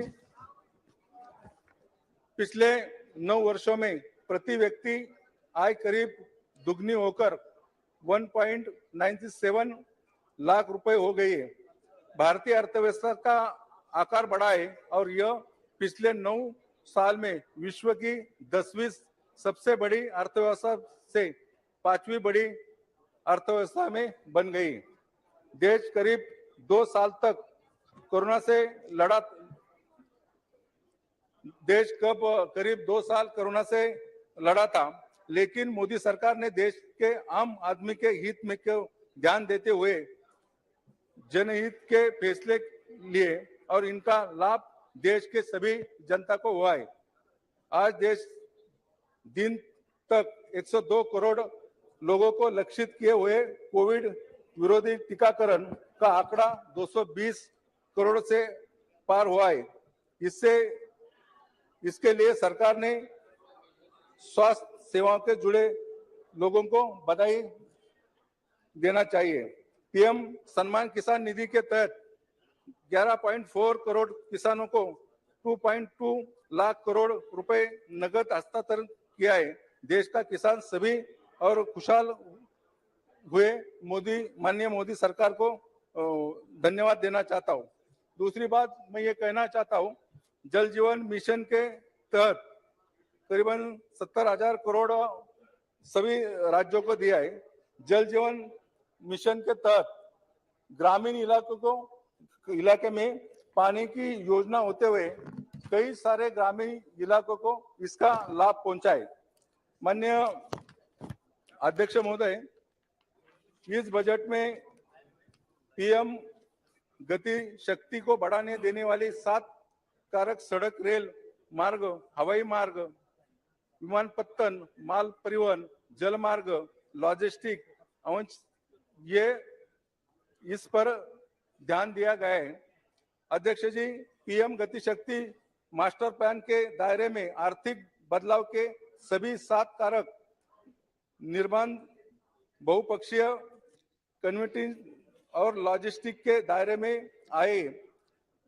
राष्ट्रीय अवचरण पाइप लाइन में 7 कारकों के जुड़े इस परियोजना का लाभ सब देशवासियों को हो जाएगा। माननीय अध्यक्ष जी, राष्ट्रीय नेटवर्क में 2022-2023 में 25,000 किलोमीटर का विस्तार किया गया है, जिसके लिए राष्ट्रीय राज्यमार्ग नेटवर्किंग में विस्तार करीबन करने के लिए 20,000 रुपए जुटाए जाएंगे। इसमें देश का चौमुखी विकास होगा।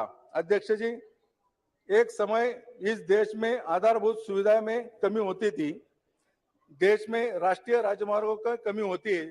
श्रद्धेय अटल बिहारी वाजपेयी जी ने एनडीए सरकार में ये यशस्वी कदम उठा।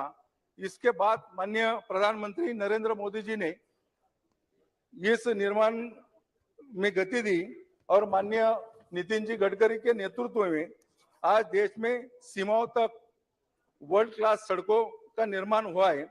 एक समय था कि देश में सीमाओं पर सड़क का निर्माण नहीं था। आज यह सरकार द्वारा ये मानांकन बढ़ा है। माननीय अध्यक्ष महोदय, पिछले 8 वर्षों में राष्ट्रीय महामार्गों की लंबाई में करीब 50% वृद्धि हुई है। अप्रैल 2014 में राज्य मार्ग की लंबाई 91.287 किलोमीटर बढ़कर 2021-22 में 1,40,995 किलोमीटर हो गई। कुल बजटीय करीबन 5.5 गुना वृद्धि हुई है। आज भारतीय राजमार्गों की चर्चा दुनिया भर में हो रही है। ये सिर्फ मोदी जी के नेतृत्व में ये माननीय नितिन जी गडकरी ने करके दिखाया।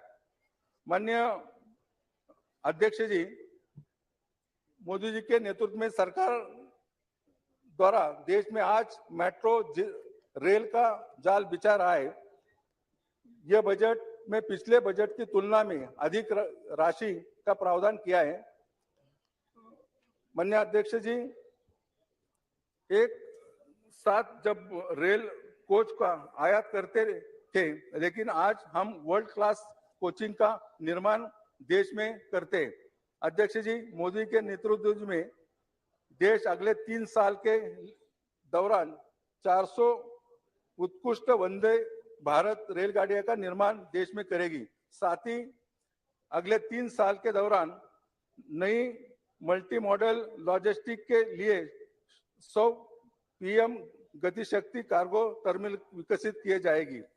माननीय अध्यक्ष महोदय, इसके साथ ही साथ मैं मेरे चुनाव क्षेत्र में पुणे से लोनावाला तक लोकल सेवा चालू करने के बारे में लगातार यह बात रखता हूं। केंद्र सरकार द्वारा इसमें जल्दी से जल्दी अगर सहायता देगी तो निश्चित रूप से ये मार्ग भी बनेगा। दूसरा, कर्जत से पनवेल और पनवेल से उरण तक का मार्ग धीमे गति से चल रहा है, तो ये मार्ग पर रेल विभाग द्वारा ध्यान देने की आवश्यकता है। माननीय अध्यक्ष जी, मैं आपके माध्यम से केंद्र सरकार का ध्यान कुछ जरूरी मुद्दे पर आकर्षित करना चाहता हूं। देश में रिटायर कर्मचारी की संख्या करोड़ों में। सरकार की और उन को दी गई राहत प्रदान नहीं की जाती है। सरकार पेंशन राशि पर इनकम टैक्स वसूल करती है। माननीय फाइनेंस मिनिस्टर ने 2023 के बजट में घोषणा में वरिष्ठ नागरिकों की बचत लिमिट को 1 लाख से 5 लाख रुपए से बढ़कर 30 लाख किया है, जिसका मैं अपनी पार्टी की तरफ से स्वागत करता हूं। परंतु इस बचत पर कमाए ब्याज पर जो टैक्स देना होता है उस पर कोई विचार नहीं किया गया है। पिछले बजट में 75 साल के ऊपर के वरिष्ठ नागरिक को ITR दाखिल करने पर एग्जेंस किया है, पर उनकी ब्याज में कई कमाई पर TDS कट नहीं लेगी। जब ITR भरने पर TDS कैसे वापसी मिलेगी? माननीय अध्यक्ष महोदय, 70 साल के आयु के बाद वरिष्ठ नागरिक मेडिकल बीमा के लिए पात्र नहीं है। इसमें सरकार ने ध्यान देने की आवश्यकता है। माननीय अध्यक्ष महोदय, ये बजट 9 साल का कार्यकाल का माननीय मोदी जी के बजट का एक सर्वोत्तम बजट है।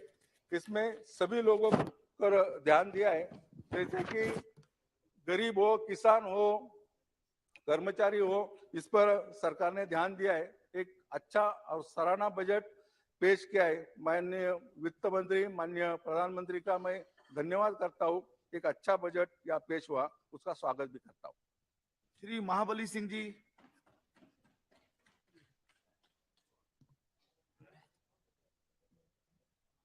सभापति महोदय, केंद्रीय बजट 2023-24 जो सदन में चर्चा के लिए, सामान्य चर्चा के लिए लाया गया है, उस पर आपने मुझे बोलने का अवसर दिया, इसके लिए आपको धन्यवाद। महोदय, जब भी सदन में बजट पर चर्चा होती है तो सत्ता पक्ष के लोग जो हैं बजट की सराहना करते हैं। हमेशा आजादी के 75 साल हो रहे हैं, इन 75 सालों में जो भी सरकार बजट बनाई, सभी सरकारें दलित, पिछड़े, अकलियत, किसान, मजदूर के हित में कह करके लोगों ने बजट बनाए।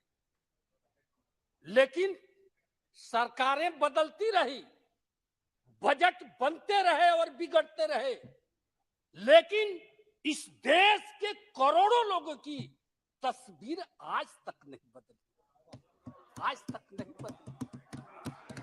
आज भी करोड़ों लोग,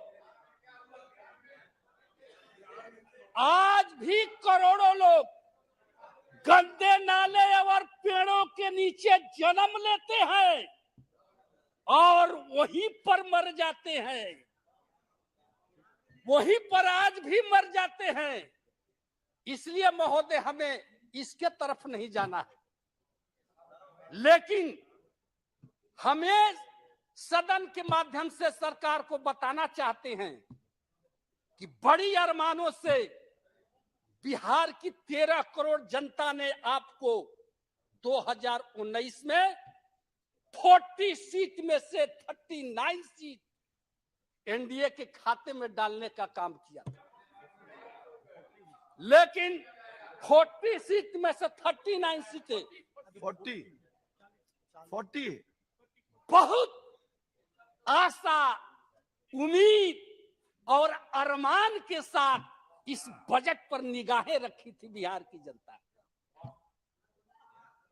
उसको विश्वास था कि बिहार को विशेष राज्य का दर्जा इस बजट में जरूर प्रावधान किया जाएगा, क्योंकि यह मांग जब बिहार में गठबंधन हम लोगों के एनडीए की सरकार थी, बीजेपी और जेडीयू की जब सरकार थी, उस समय विधान परिषद से लेकर विधानसभा तक सब लोगों ने पारित करके भेजा था केंद्र को कि हमको बिहार की विशेष राज्य की दर्जा चाहिए। जब बिहार से झारखंड अलग हुआ था तो केंद्र सरकार ने उस समय वादा किया था कि बिहार को हम लोग विशेष पैकेज दे करके विकसित राज्यों को श्रेणी में लाने का काम करें। न तो बिहार को विशेष राज्य का आप दर्जा दिए, न बिहार को कोई पैकेज दिए। झूठ नहीं, ये सच्चाई है, ये सच्चाई है। आपने बिहार को कौन सा पैकेज इस बजट में दिया है? कहाँ है? जरा दिखा दीजिए, दिखा दीजिए कहाँ है आपने विशेष पैकेज दिया है? न बिहार को विशेष पैकेज ही हुजूर दिए। सर यहाँ तक कि देखिए, विश्व का सबसे बड़ा लोकतंत्र का ये पवित्र मंदिर है। इस मंदिर में हम बता देना चाहते हैं कि यहाँ से जो भी घोषणाएं होती है जमीन पर उतरना चाहिए, जमीन पर उतरना चाहिए। 2000 बिहार के अंदर 2007 में तत्कालीन रेल मंत्री ने बिहटा औरंगाबाद रेलवे लाइन का शिलान्यास किया था। उस समय 3,500 की, आज 3,500 करोड़ की वो योजना हो गई। लेकिन शिलान्यास होने के बाद आज 14 साल बीत गए, आज तक वह बिहटा औरंगाबाद रेलवे लाइन का काम जमीन पर नहीं उतरा।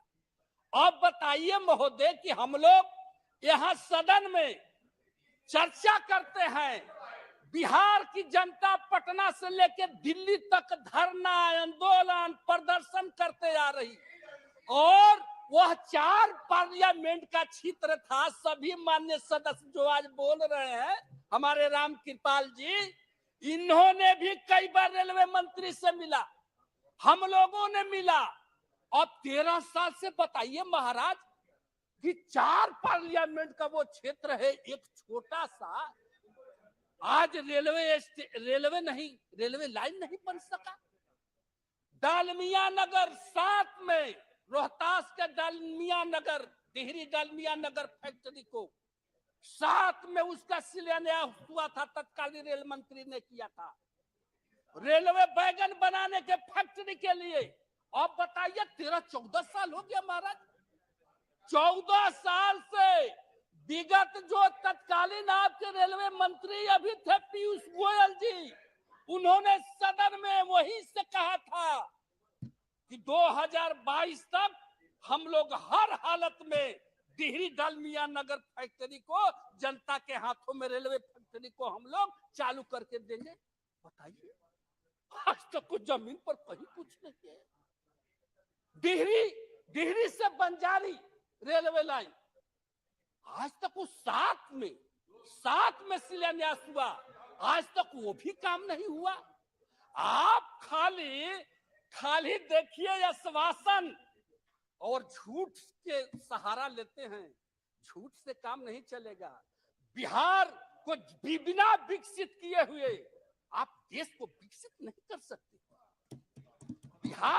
बिहार महात्मा बुद्ध की धरती, जहां से विश्व को संदेश देने का काम किया, वो महावीर की धरती है, और वैसे धरती को आप उपेक्षा करके, उसको अनदेखी करके, उसको अरमानों पर पानी फेर करके आप देश को विकसित राज्यों की श्रेणी में ले जाना चाहते हैं। ये कैसे हो सकता है? ये कैसे हो सकता है महोदय?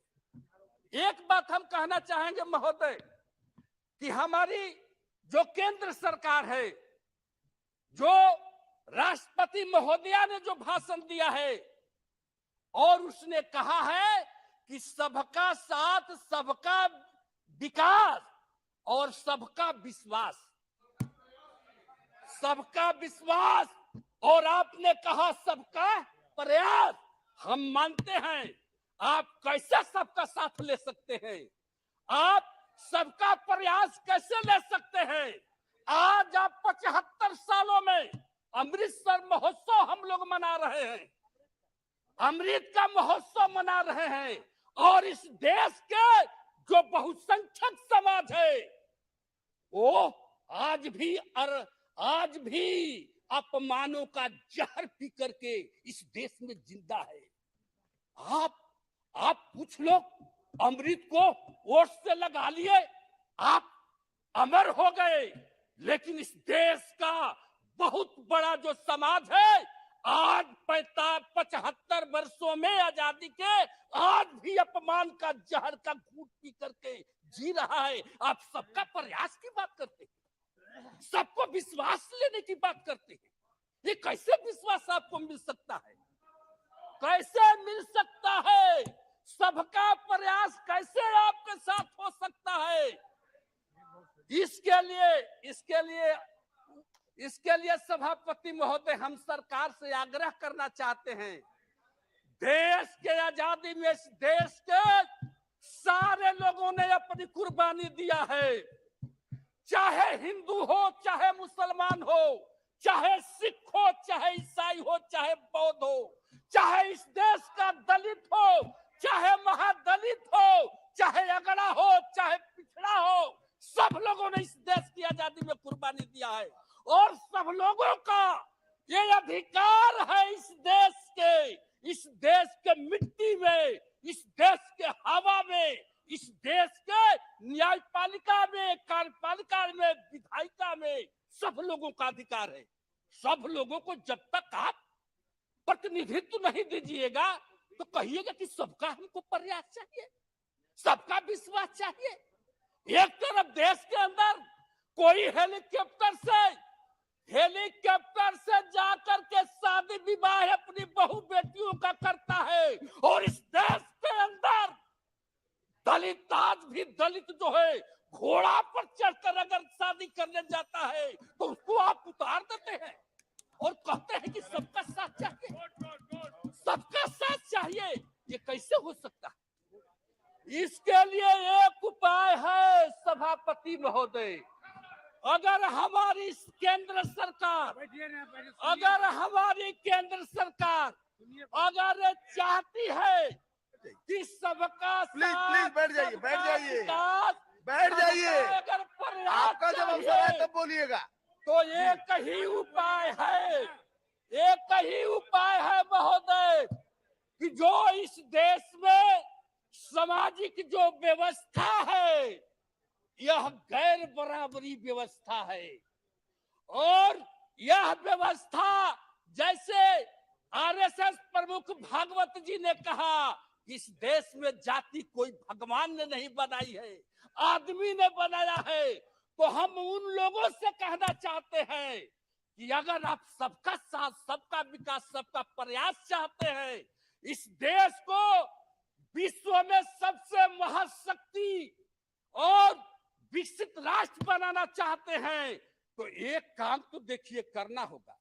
एक काम क्या करना होगा कि या तो जो लोग गैर बराबरी व्यवस्था के तहत जो लोग नीचे गिराए गए हैं जात पात के नाम पर, उन लोगों को आपको ऊपर उठाना होगा और उनको ऊपर उठाने के लिए उनको ऊपर उठाने के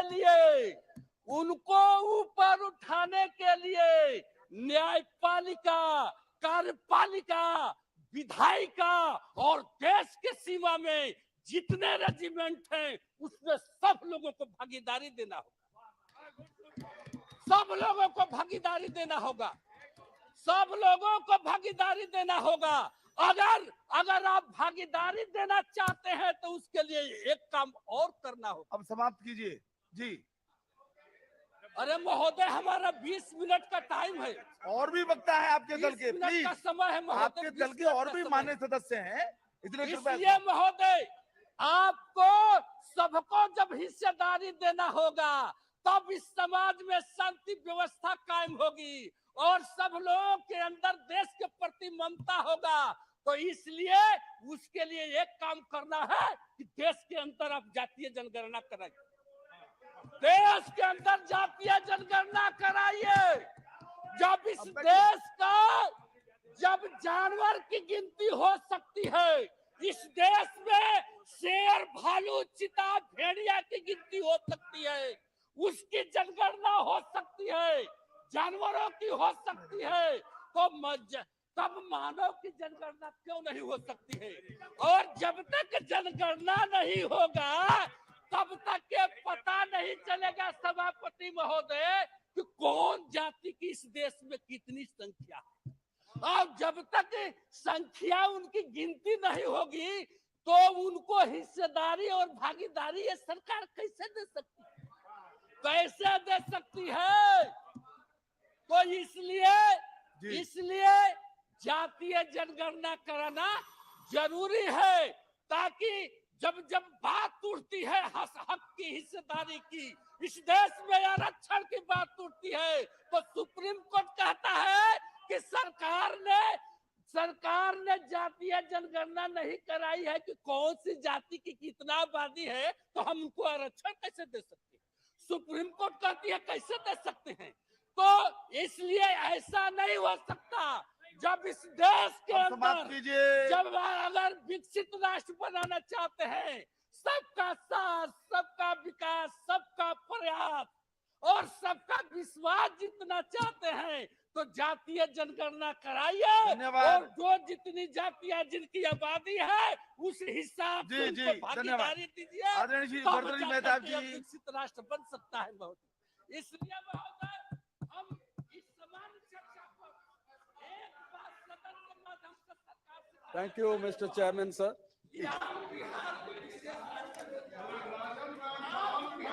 जी बैठिए, हो गया आपका विषय हो गया। प्लीज जी मेहताब साहब। Thank you, Mr. Chairman, sir. The budget कुछ रिकॉर्ड में नहीं जा रहा है, प्लीज बैठ जाइए, report. जी आदरणीय मेहताब साहब, basically reflects the plan and program of the country and of the nation. So when something is said that it is only an accountant's job I don't believe in that type of comment.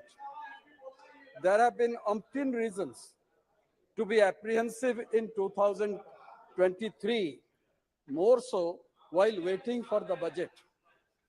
US Federal Reserve's unbridled aggression, rising cost Ukraine and Russia, and China's COVID crisis, to name a few. Yet in the backdrop of like this government has decided to go bold and big on capex and chosen consistency in a world characterized by randomness and volatility. The Prime Minister has outlined the period from 2022 to 2047 as the period of Amrit Kal. It is a vision to make India a developed country during this golden phase.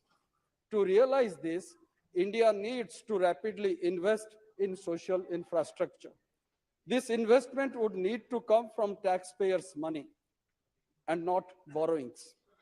India's tax to GDP ratio is still below the critical mark of 15%. India's gross tax to GDP, which was 11% in financial year 2019, fell to 9.9% in financial year 20 and marginally improved to 10.2% in financial year 21-22. This is much lower when we compare ourselves with the emerging market economy, which is average of 21, and OECD, the average is 34%.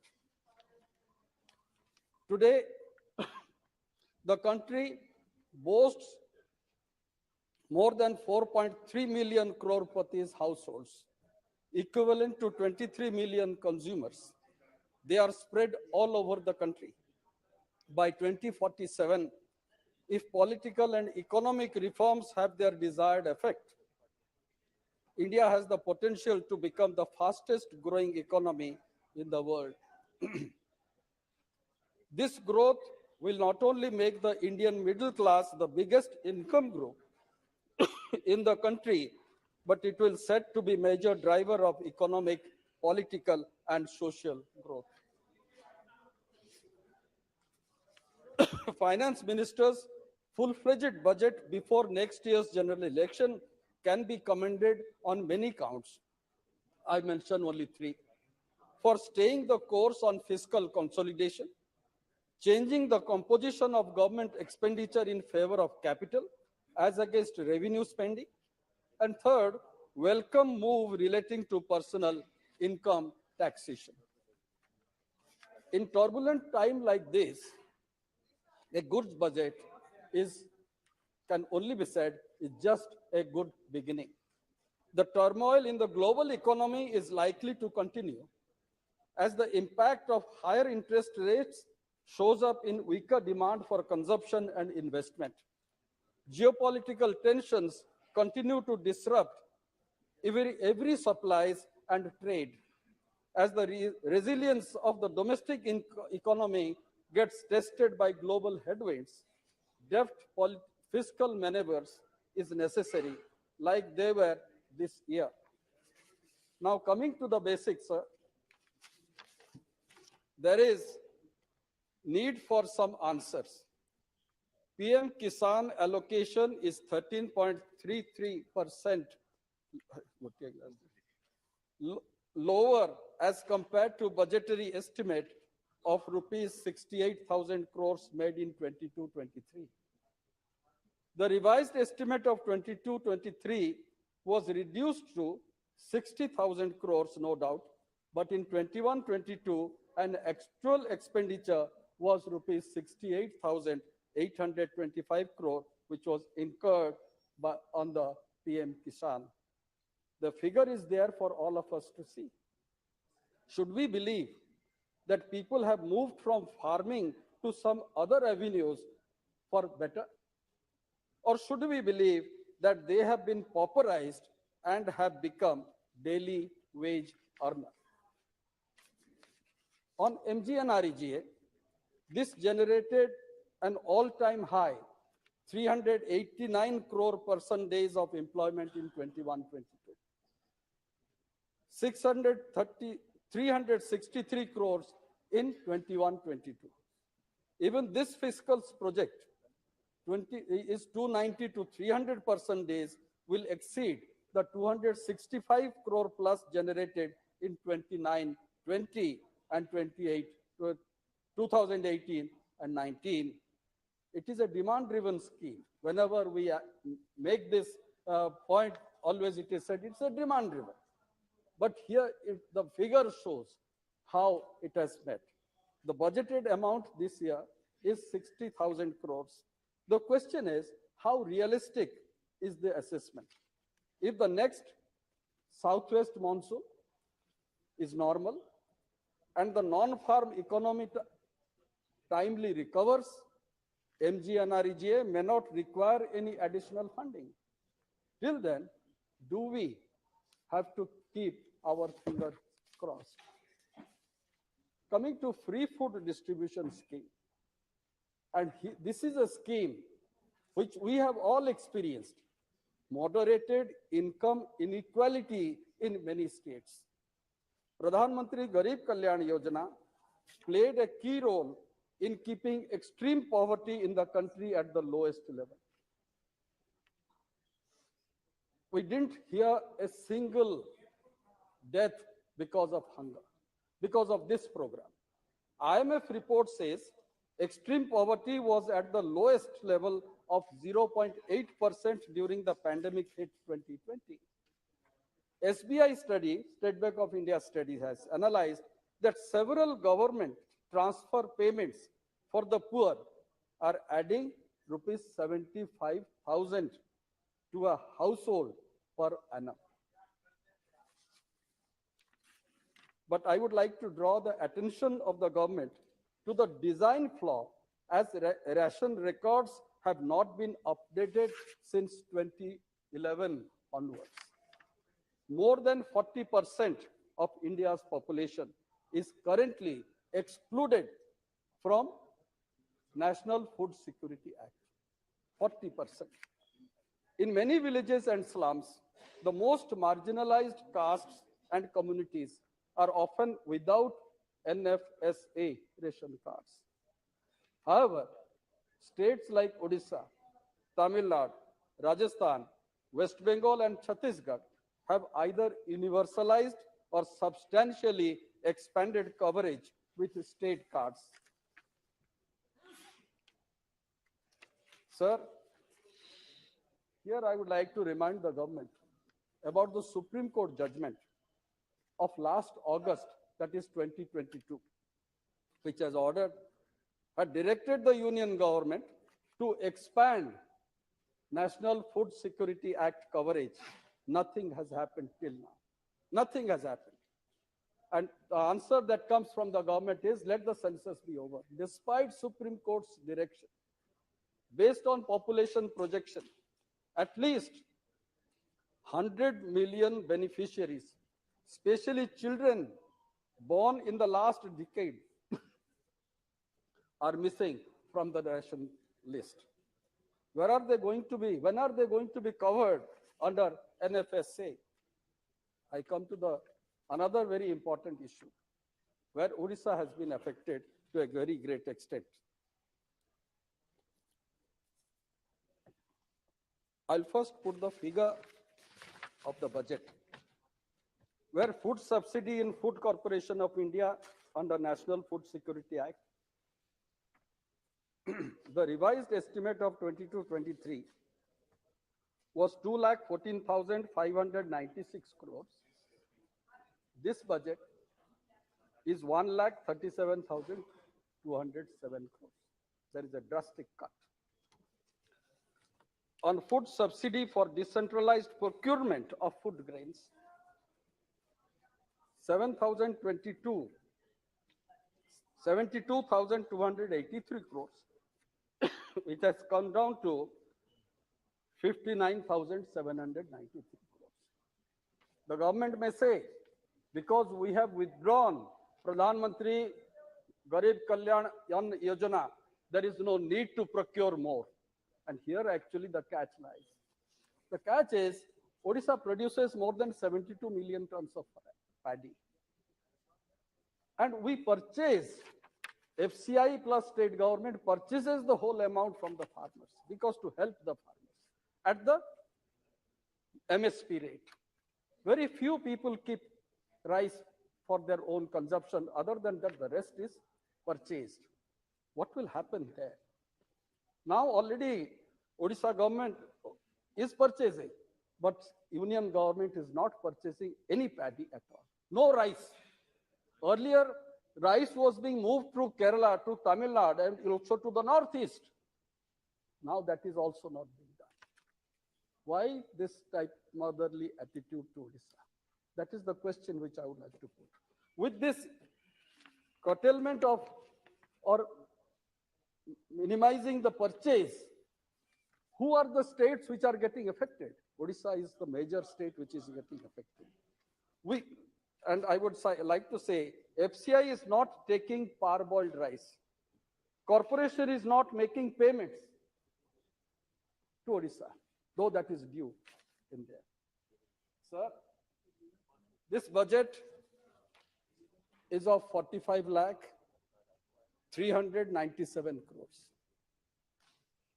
and which is an increase of 7.5%.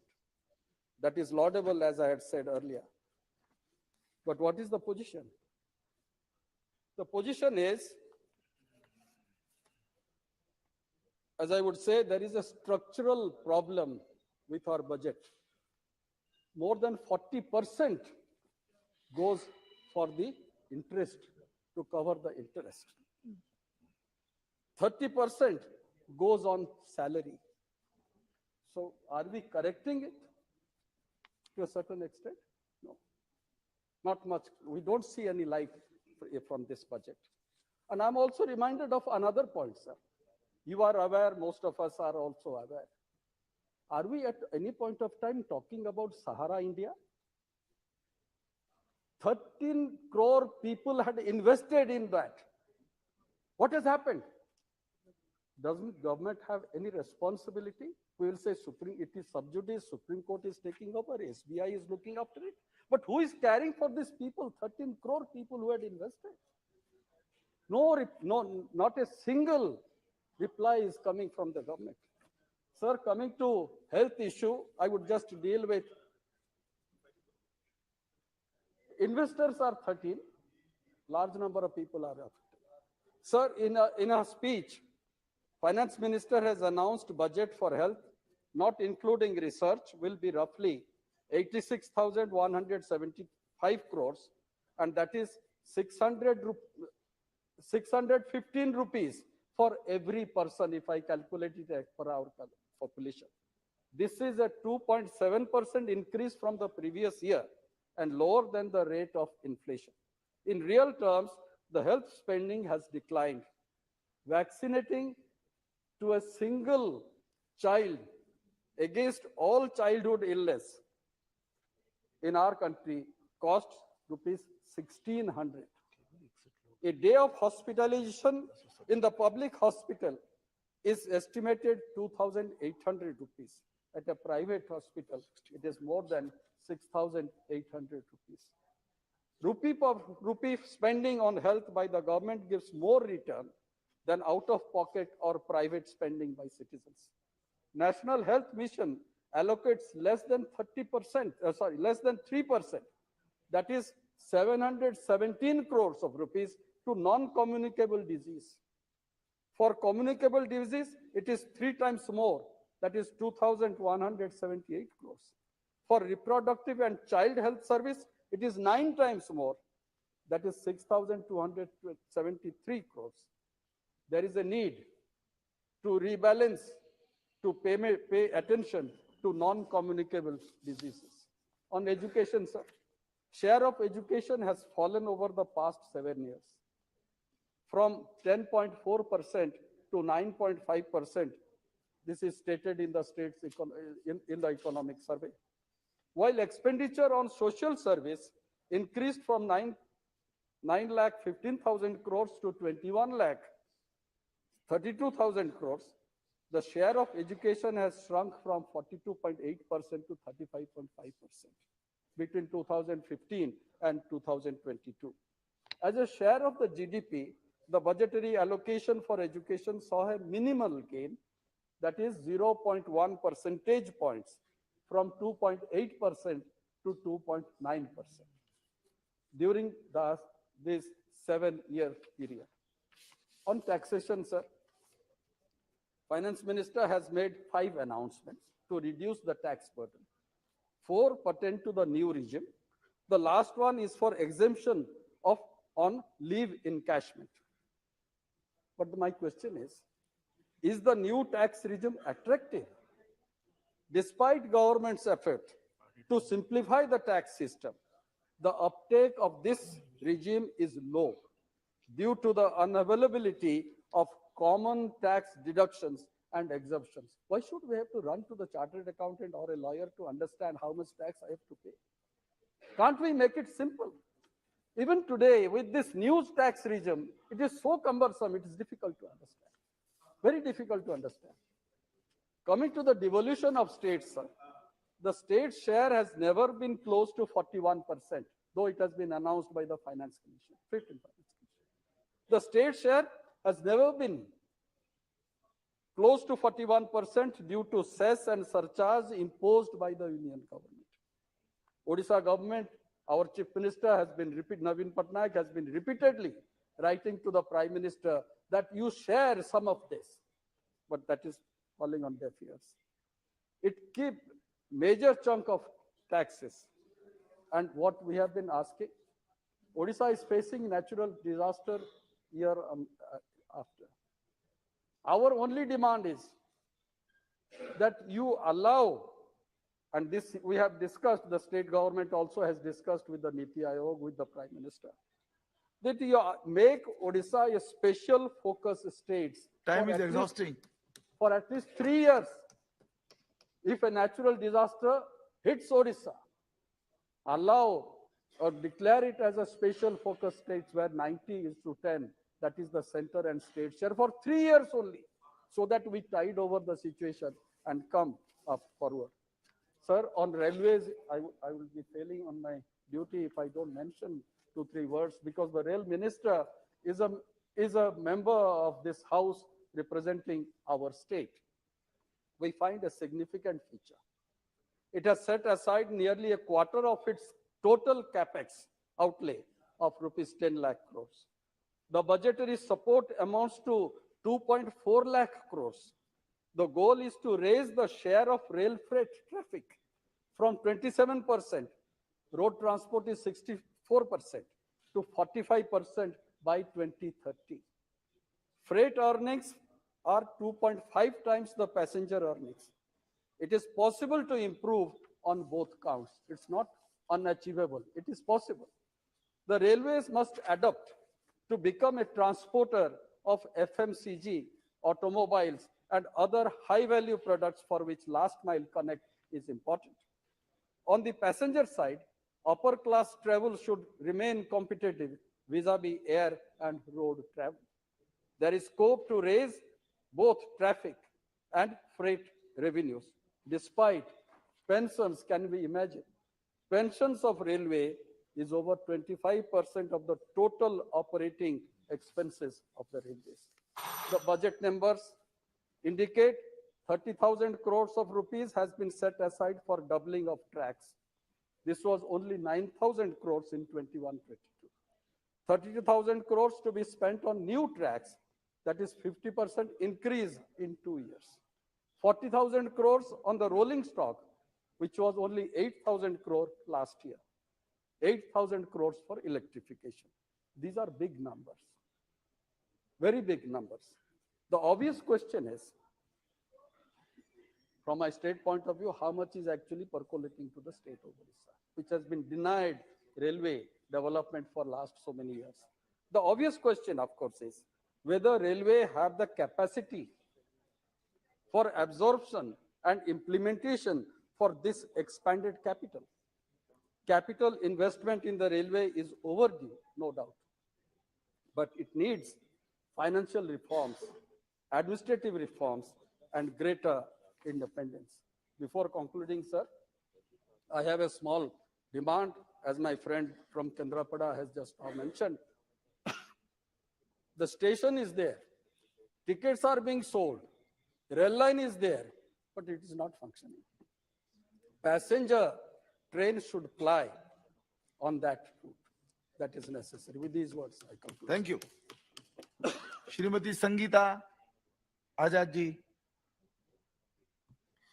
धन्यवाद सभापति महोदय, जो आपने मुझे budget 23-24 पर अपने विचार रखने का मौका दिया। मैं आपका और आपके साथ साथ अपनी पार्टी की मुखिया व राष्ट्रीय अध्यक्ष बहन कुमारी मायावती जी का भी बहुत बहुत आभार व्यक्त करती हूँ। बजट 23-24 के लिए हमारी पार्टी की मुखिया ने कहा है कि देश में पहले भी इस तरह के बजट आते जाते रहे हैं। केंद्र सरकार के बजट जिसमें घोषणाओं, वादों, दावों और उम्मीदों की बरसात की जाती रही है, किंतु वे सब बेईमानी हो गए। जब भारत का मध्यम वर्ग महंगाई, गरीबी, बेरोजगारी और कोविड के चलते लोअर मिडिल क्लास बन गया। यह बजट भी पिछले वित्तीय वर्षों से कुछ ज्यादा अलग नहीं है। सरकारें अपने पिछले साल की कमियों को नहीं बताती हैं, उन कमियों के स्थान पर नए वादों की झड़ी लगा देती हैं। सच्चाई यह है कि 100 करोड़ से अधिक जनता का जीवन हमेशा ही दांव पर लगा रहता है, जैसे कि इसके पूर्व के बजट के अभिभाषणों में था। यह बजट भी मुंगेरी लाल के हसीन सपनों के बजट की तरह ही है। महोदय, बजट में हर वर्ग के लोगों को डुबाने की कोशिश की गई है। जहां 5 लाख का इनकम टैक्स स्लैब को बढ़ाकर 7 लाख कर दिया गया है, इसमें हर मध्यम परिवार को बहुत मदद मिलेगी। वहीं नई टैक्स रेजिम और पुरानी टैक्स रेजिम में लोगों के बीच असमंजस की स्थिति पैदा कर दी है कि किस टैक्स रेजिम में जनता को अधिक से अधिक फायदा होगा। महोदय, आपके माध्यम से मैं माननीय वित्त मंत्री जी से अनुरोध करूंगी कि इस अपने अभिभाषण में इस टैक्स रेजिम को अवश्य स्पष्ट करें। मनरेगा जैसे महत्वपूर्ण योजना के बजट में 13,000 करोड़ की कटौती की गई है। हम सभी को ज्ञात है कि ग्रामीण अंचलों में मनरेगा के तहत कार्य करने वाले मजदूर अधिकांश अनुसूचित जाति, जनजाति और पिछड़े वर्ग से आते हैं और इस योजना से संचालन से ग्रामीण में पलायन भी रुका है, साथ ही साथ रोजगार के सृजन भी प्राप्त हुए हैं। उत्तर प्रदेश में प्रधान संघ के सभी लोग आंदोलित हैं कि उनका समय से भुगतान नहीं हो पा रहा है और जो भी कर्मचारी ग्राम पंचायतों के लिए नियुक्त किए गए हैं, उनका वेतन भी वो अपने जेब से दे रहे हैं। महोदय, वित्तीय वर्ष 23-24 में सरकार द्वारा एकलव्य मॉडल आवासीय विद्यालयों के विकास के लिए 3,943 करोड़ रुपए की वृद्धि की गई है। यह एक सराहनीय कदम है, लेकिन अनुसूचित जाति, ओबीसी और ईडब्ल्यूएस के छात्रों को भी इसी तरह के कोचिंग सेंटर और छात्रावासों की जरूरत है। खास तौर पे मेरे जनपद आजमगढ़ में, जहां कई एकड़ की सरकारी जमीन अब भी खाली पड़ी है, मेरी सरकार से मांग है कि आजमगढ़ जनपद एक मंडल है जहां अभी महाराजा सुहेलदेव विश्वविद्यालय संचालन में आया है, जिसके चलते कई जिलों के छात्र यहाँ पठन पाठन करने आते हैं। इन छात्रों के लिए भी इसी तरह के कोचिंग सेंटर और छात्रावास बनाए जाएं। महोदय, बजट में आकांक्षी जिले और ब्लॉक कार्यक्रम की सफलता को सरकार स्वास्थ्य, पोषण, शिक्षा, कृषि, जल संसाधन, वित्तीय समावेशन तथा अन्य हेतु 500 ब्लॉकों का चयन करने के कार्यक्रम शुरू करने जा रही है। मैं चाहती हूं कि हमारे जनपद आजमगढ़ के समस्त ब्लॉकों को इस योजना में शामिल किया जाए। महोदय, आजमगढ़ में महाविकास की योजना की रूपरेखा अभी तक तैयार नहीं है, जिसके कारण से भूमि आवंटन नहीं हो पाया है। कौन सा ग्रीन लैंड है, कौन सी औद्योगिक भूमि है, कहाँ पार्क है, कहाँ क्रीड़ा स्थल है, कहाँ सरकारी जमीन है, कहाँ वनीकरण है, कहाँ सीवेज का प्लान है, इसका कोई मास्टर प्लान अभी तक तैयार नहीं है। एडीए ने वर्ष 2031 के लिए महायोजना का मास्टर प्लान बनाकर 2021 में शासन को भेजा है, लेकिन अभी तक इसकी स्वीकृति नहीं मिल पाई है। अमीर गरीब अपने आशियाने का सपना संजोए उस प्लान को लागू करने का इंतजार कर रहे हैं।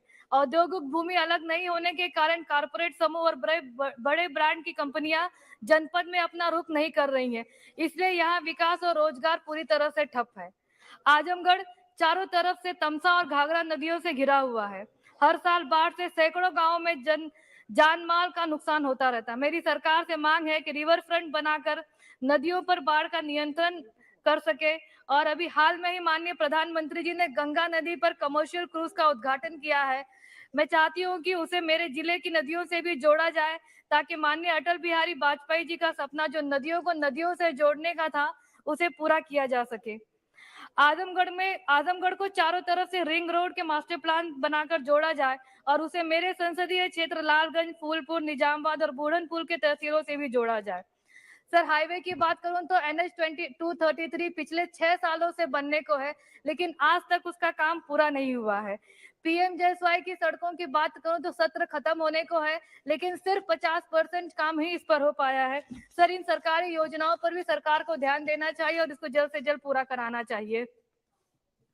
हर घर नल योजना जो सरकार ने अभी बात कही है, सिर्फ 30% अभी तक सर्वे हुआ है, बनने तो दूर की बात है।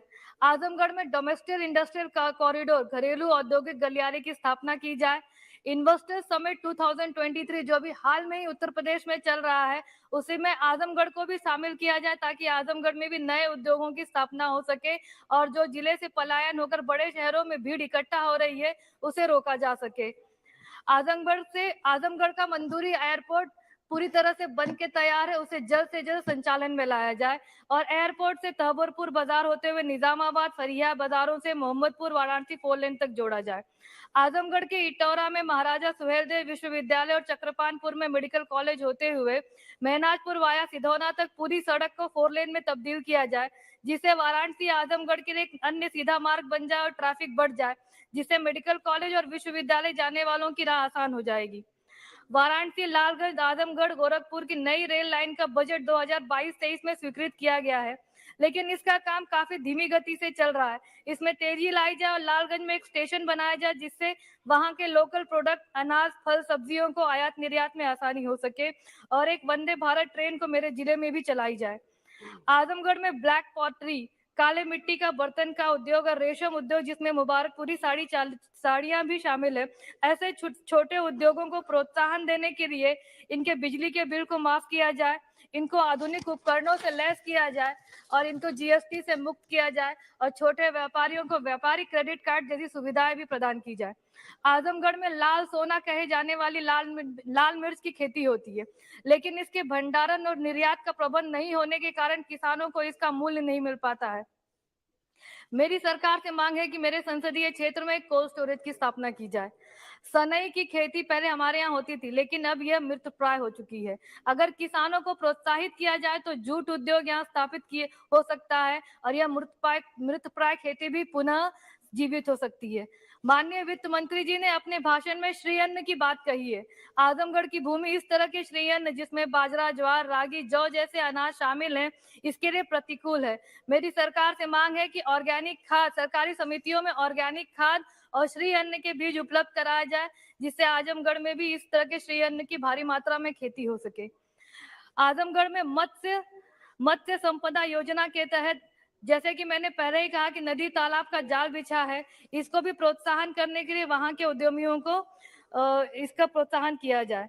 जैसा कि मैंने पहले कहा कि आजमगढ़ चारों तरफ से नदियों से घिरा है, गांवों को जोड़ने के लिए नदियों पर पुल बनाकर एक्सप्रेसवे और 4 लेन से जोड़ा जाए। सब 2 मिनट महोदय, मेरे संसदीय क्षेत्र से मात्र 40 किलोमीटर दूर प्रधानमंत्री जी का क्षेत्र है और दूसरी तरफ माननीय मुख्यमंत्री जी का क्षेत्र है। आजमगढ़ बीच में होने के कारण पूर्वांचल का दिल कह सकते हैं। यह दोनों क्षेत्र से बड़ा जिला है, जिसका विकास पूरी तरीके से अधूरा है। अमृतकाल का यह समय और यह बजट लोगों के उत्सव मनाने वाला है, लेकिन अगर आजमगढ़ को इस में स्पेशल पैकेज दे दिया जाएगा तो आजमगढ़ के लोग भी इस अमृतकाल का उत्सव मना पाएंगे। और अभी हमने देखा कि राष्ट्रपति अभिभाषण में पक्ष और विपक्ष दोनों एक दूसरे पर आरोप लगा रहे थे। मैं 2 लाइन कहना चाहूंगी कि तू इधर उधर की बात न कर, तू इधर उधर की बात न कर, ये बता कि काफिला कैसे लुटा। मुझे रहजनों से गिला तो है, पर तेरी रहबरी का सवाल है। सर, देश के साथ साथ आजमगढ़ की जनता भी बहुत उम्मीद से माननीय वित्त मंत्री की तरफ और माननीय प्रधानमंत्री की तरफ उम्मीद लगा के बैठी है कि अमृतकाल के बजट में आजमगढ़ को एक स्पेशल पैकेज दिया जाएगा, जिससे हम सभी लोग अमृतकाल का उत्सव मना पाएंगे। आपने मुझे बोलने का मौका दिया, मैं इसके लिए आपकी बहुत बहुत आभारी हूं।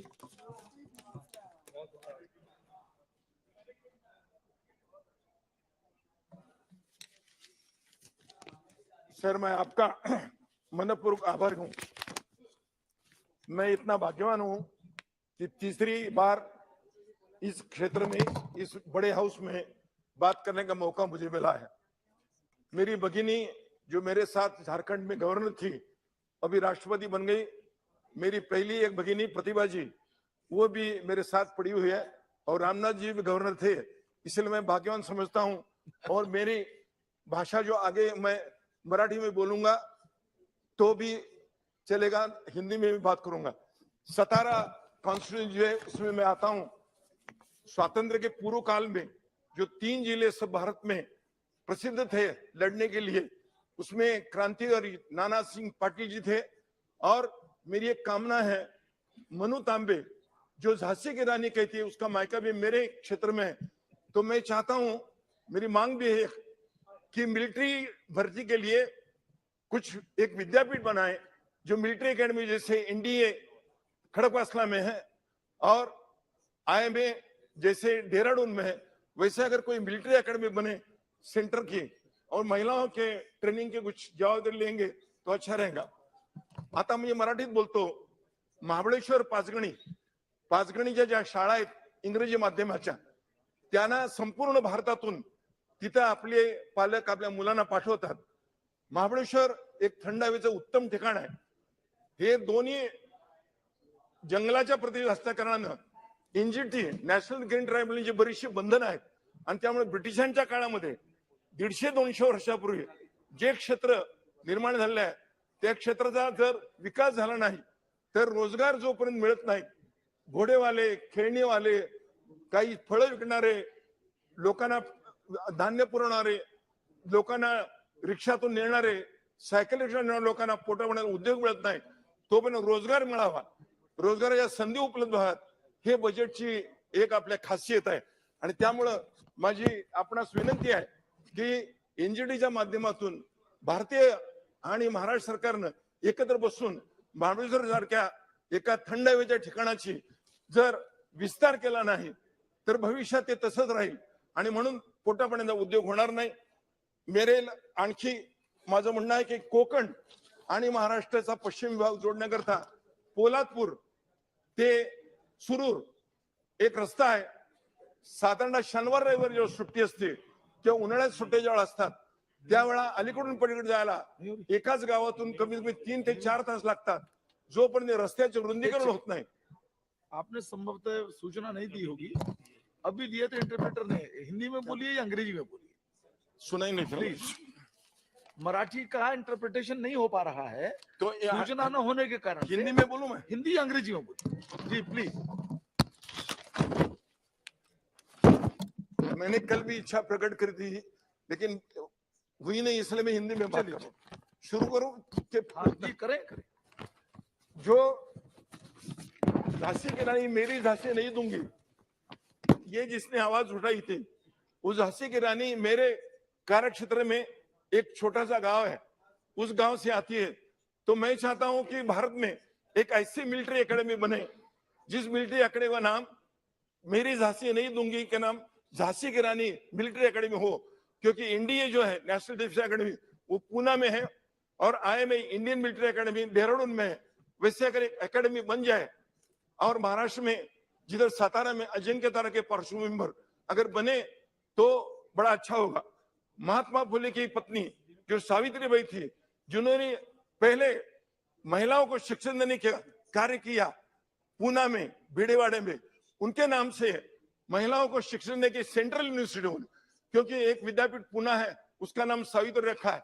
लेकिन अगर महात्मा फुले एक डिस्ट्रिक्ट बन सकता है, शाहूनगर डिस्ट्रिक्ट बन सकता है, और अंबेडकर डिस्ट्रिक्ट बन सकता है, तो महात्मा फुले की पत्नी सावित्रीबाई, इनके नाम से महिलाओं की शिक्षा की एक विद्यापीठ बने तो बड़ा अच्छा होगा।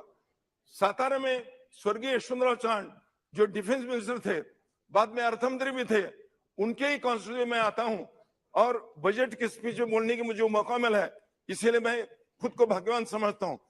एक बात करनी चाहिए, जो सातारा सैनिक स्कूल है वो 2 जून 1963 में आदरणीय चौहान साहब ने निकाला है, लेकिन आज उनमें महिलाओं की संख्या 10 खाली है, बाकी बच्चे जो पढ़ते हैं, लेकिन जो बच्चे हैं वो किसान के, कामगारों के और शिक्षा देने वाले शिक्षण के हो रही है, तो उनको फी जो है वो 1.25 लाख 1.5 लाख रुपए फी अभी बन रही है। तो अगर फी के अगर कुछ सहूलतें दी जाए तो बहुजन समाज के विद्यार्थी मिलिट्री एकेडमी जाकर कुछ अपना नाम कमाएंगे और आगे चल के जो आजकल मिलिट्री में जो जगह खाली पड़ी हुई है वो भरने का कुछ मौका उनको मिले।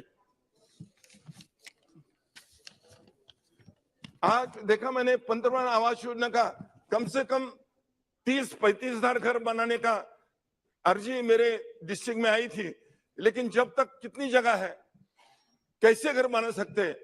काली मिट्टी में घर बनाना है, मुरुम में घर बनाना है, और जहां खदाने हैं वहां मुरुम बनाना है, तो उसका अगर एस्टिमेट जब तक बनाते नहीं है तब तक बनाना मुश्किल है। एक साथ 1.5 लाख 2 लाख ऐसा करके कभी घर बनेंगे नहीं। तो जगह कितने अवेलेबल है, कितने अर्जा है, कितने लोगों को जगह दे सकती है, उसका एस्टिमेट क्या हो सकता है, ये नहीं होता तो सालाना कम से कम 1000-1500 घर बनाकर ये प्रावधान जो है कभी बन नहीं सकता। अगर अभी मैं कल जब स्पीच सुन रहा था तो 15 साल के बाद जो व्हीकल हो गए उनको निकालना चाहते हैं, संख्या क्या होगी, कहाँ वो लेके रखेंगे, डंपिंग ग्राउंड कहाँ होगा, उनको तोड़ने की क्या व्यवस्था होंगी, उसका मेल्टिंग कैसा होगा, होने के बाद जो बनेगा लोहा उसका उपयोग क्या करने वाला है, उसका जब तक आप प्लानिंग करेंगे नहीं तब तक ये गाड़ियां रास्ते पे आएंगी और जो छोटे रास्ते हैं वो फिर से छोटे बन जाएंगे।